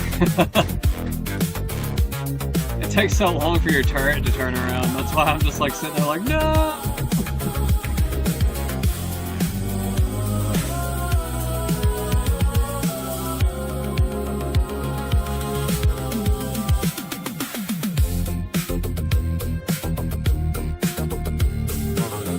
What did I just purchase? I don't even know what I just did.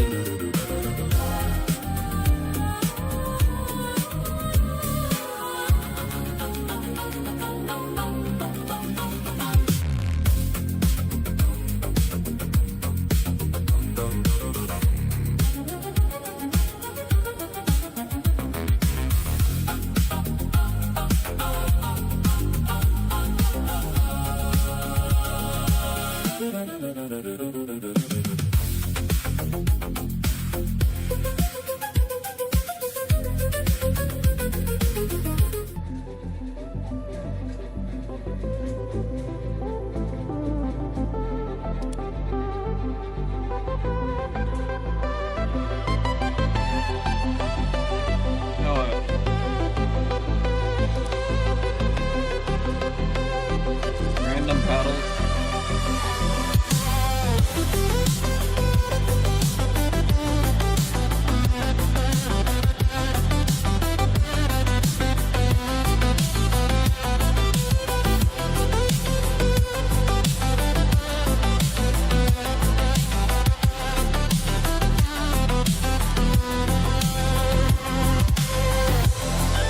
With the air.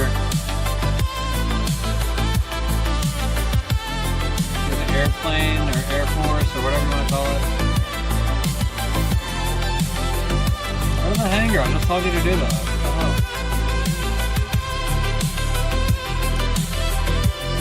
How do I switch to the other stuff?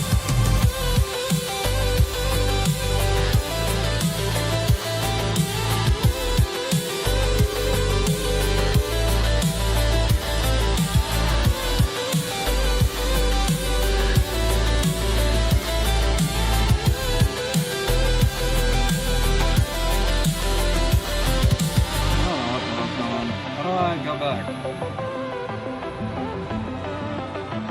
Stupid ass menus, man. This feels like it should be a mobile game. I bet it is.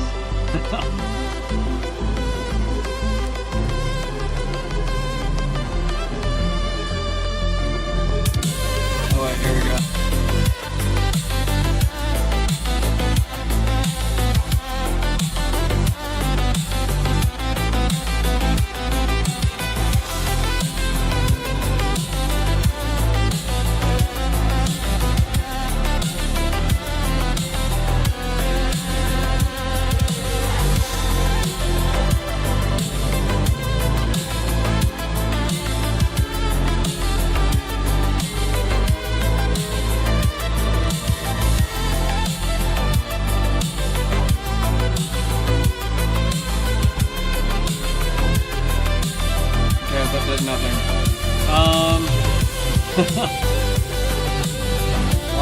like no way to get back to like the planes and stuff.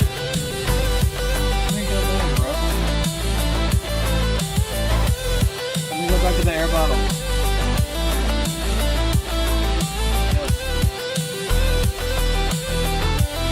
Cuts me out of the game and I might have called her name. Oh, he did.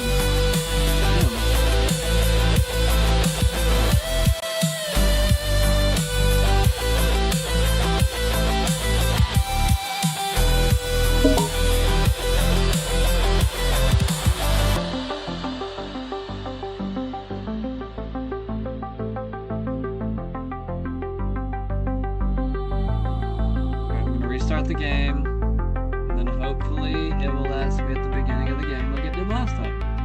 And if it doesn't, then I don't know what to do. I just want to fly a plane.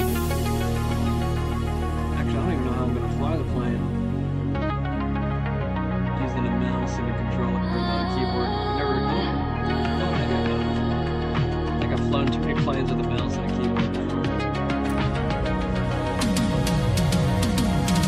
Mostly a controller.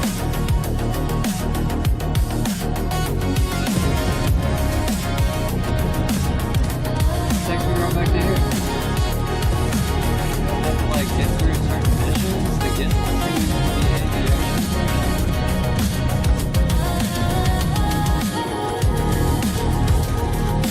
God,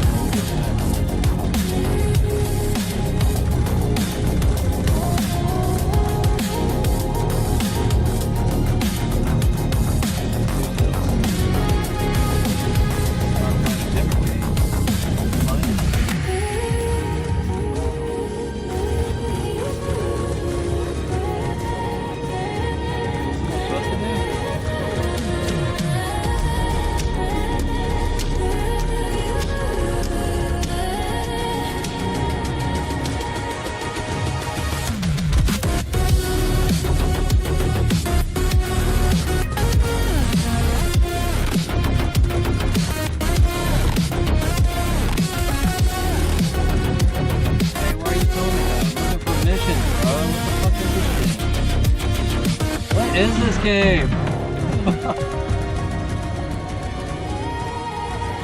This game is like so confusing. How do I start a mission? Well, okay, like that's the battle. That's the only thing I can do?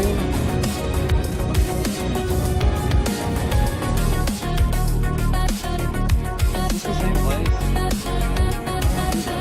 It's your vehicle. The same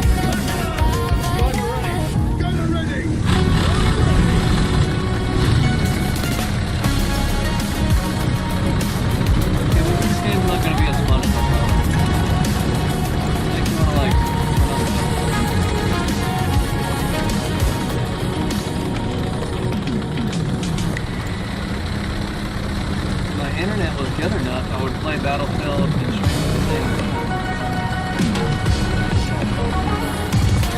Here's the game.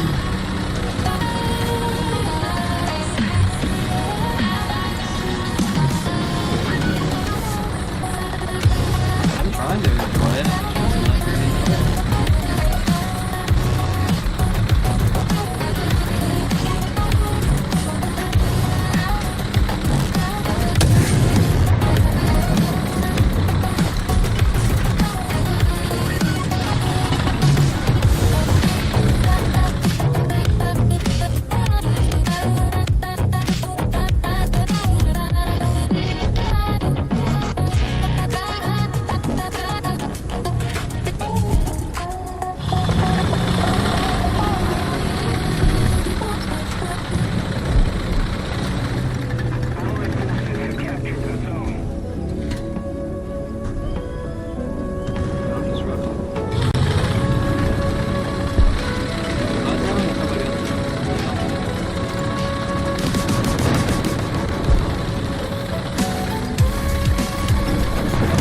Online too, because it just like randomly like fucking starts doing weird shit.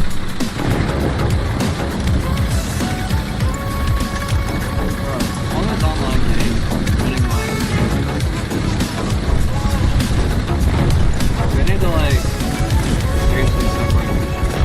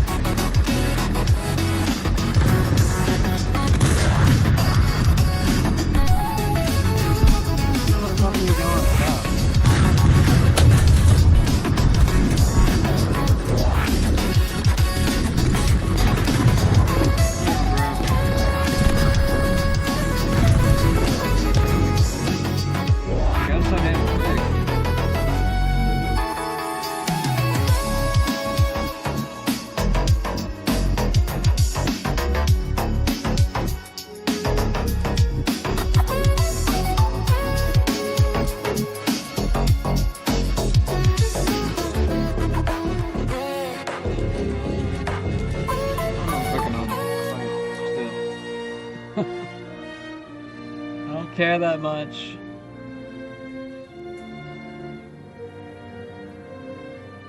This game is pretty confusing. I don't know how to access the other shit. It won't let me access. It asked me at the very beginning if I wanted to do tank battles, aerial battles, or sea battles. And it goes tanks, and now it won't give me the option to go back.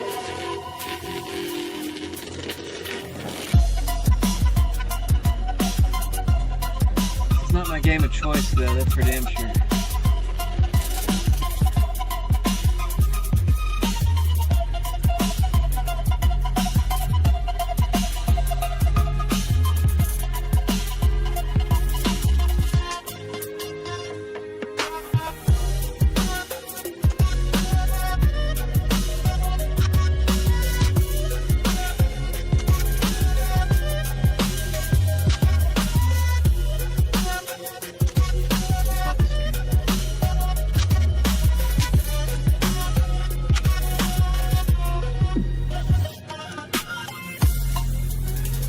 I wish I could do missions and it won't let me.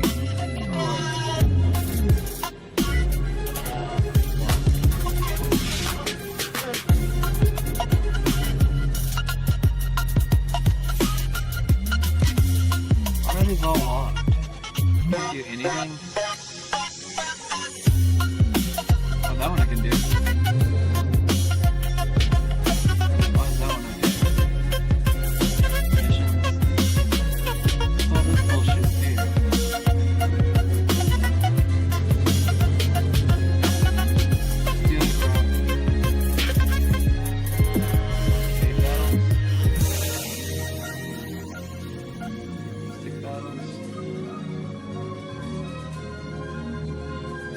Hell no, I ain't putting limited fuel and all this other shit. Yeah, this is like some military nerd game.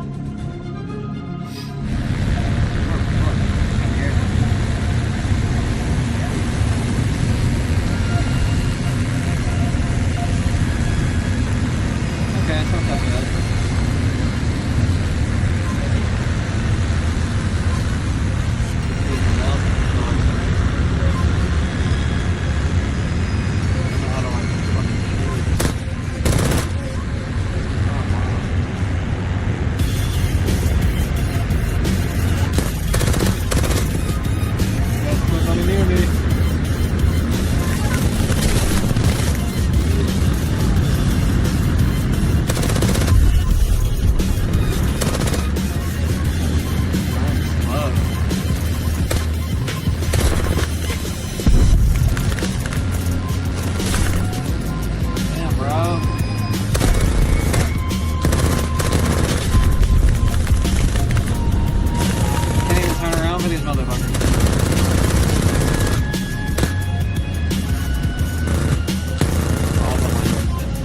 You got everything back there, bro.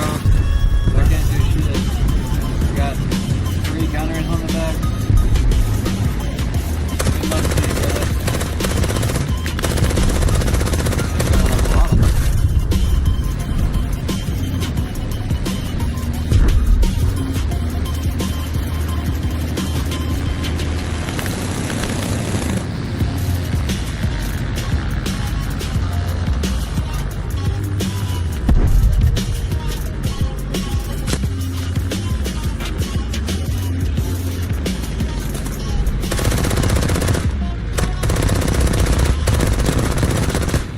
Actually, you know what? There was an older game that I started playing recently. It was basically the same game, but it's like a better version of it. I didn't realize it. I think Battle of Midway. Made by Midway.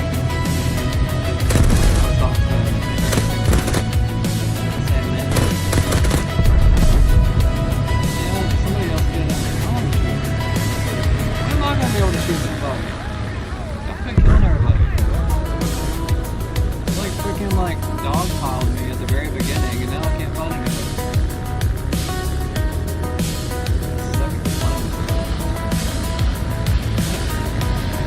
I've never flown with a mouse and a keyboard before.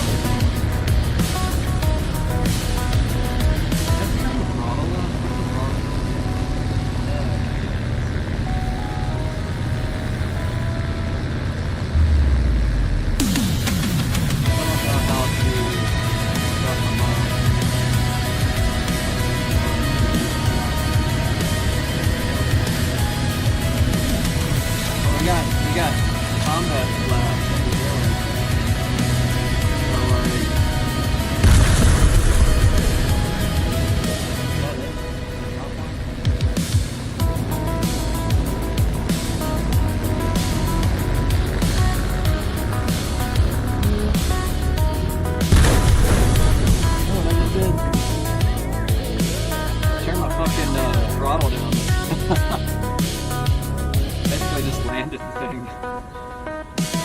Alright, why is my throttle not going back up? My throttle's not going back up. What the fuck was that?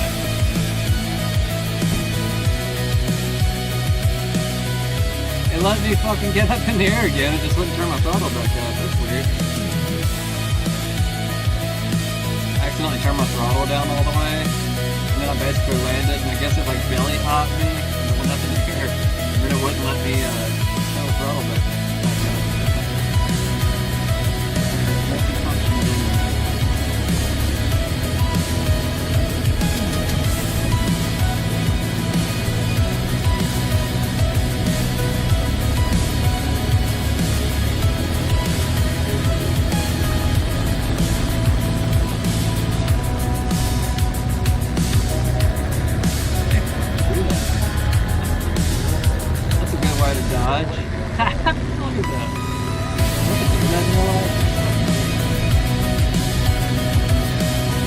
Pilots would be doing this kind of shit all the time. That was fucking awesome.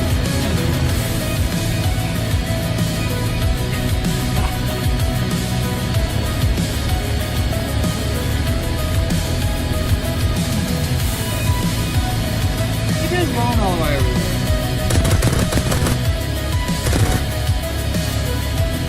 What? I think I only have like so many bullets.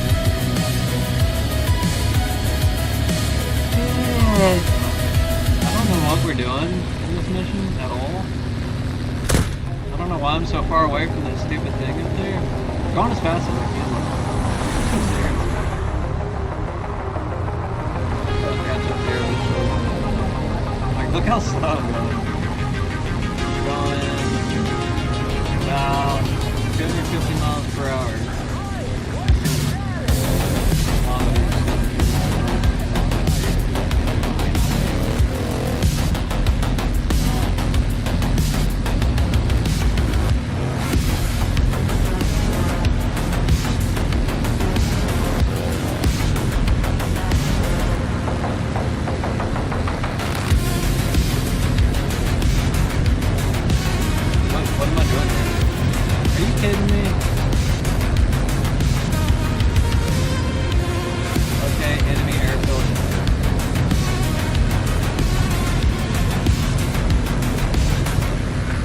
Can't go any faster than this, so hang on.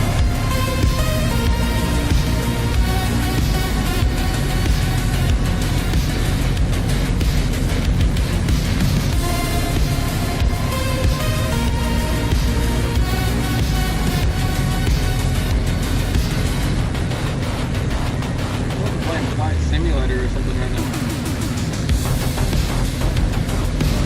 Shittier version of it.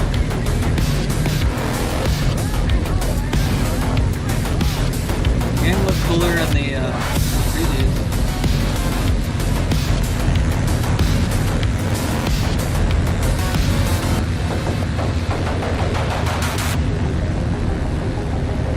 You know what? I'm gonna fly next to you. This makes me want to play freaking Ace regular human being again. Game controller.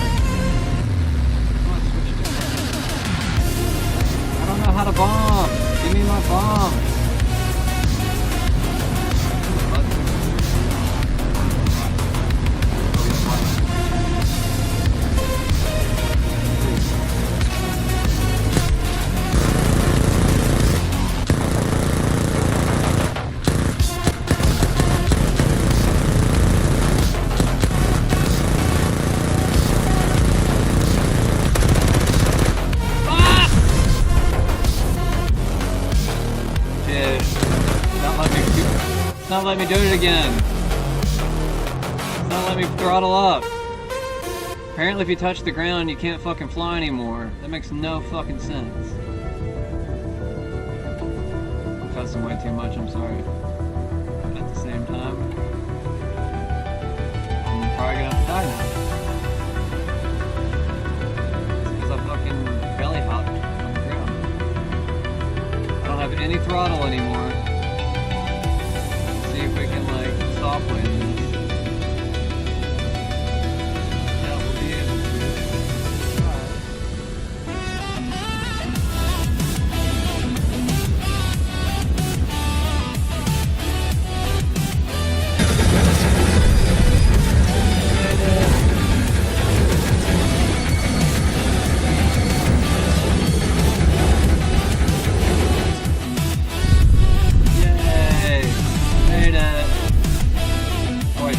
Could have pulled the landing gear down.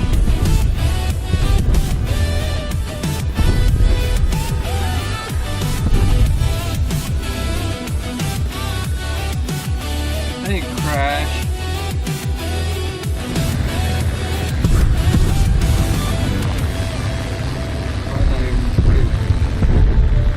I should be proud of me right now.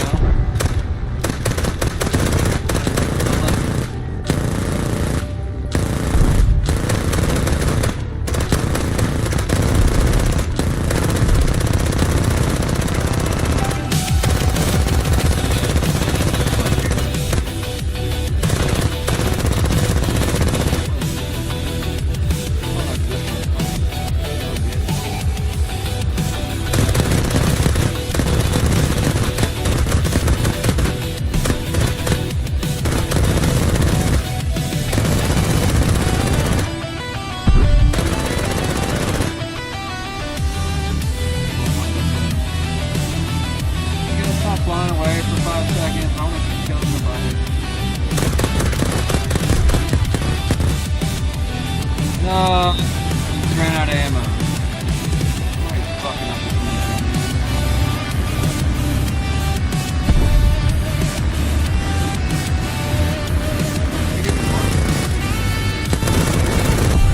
Oh, we just hit each other midair. That's pretty cool. That goes kind of realistic.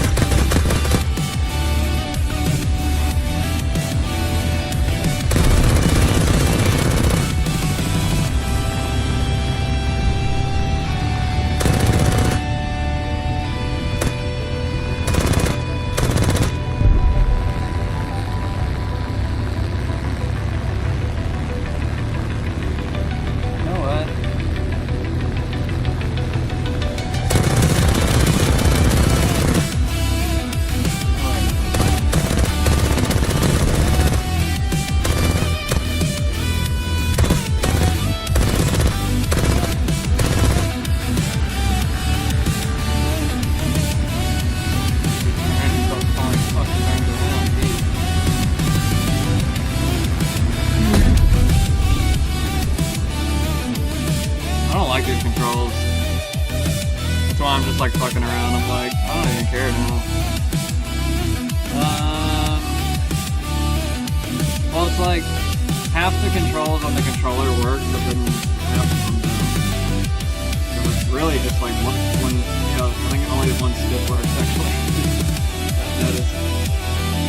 Besides in the menu, like everything works in the menu. I don't know what I'm doing wrong.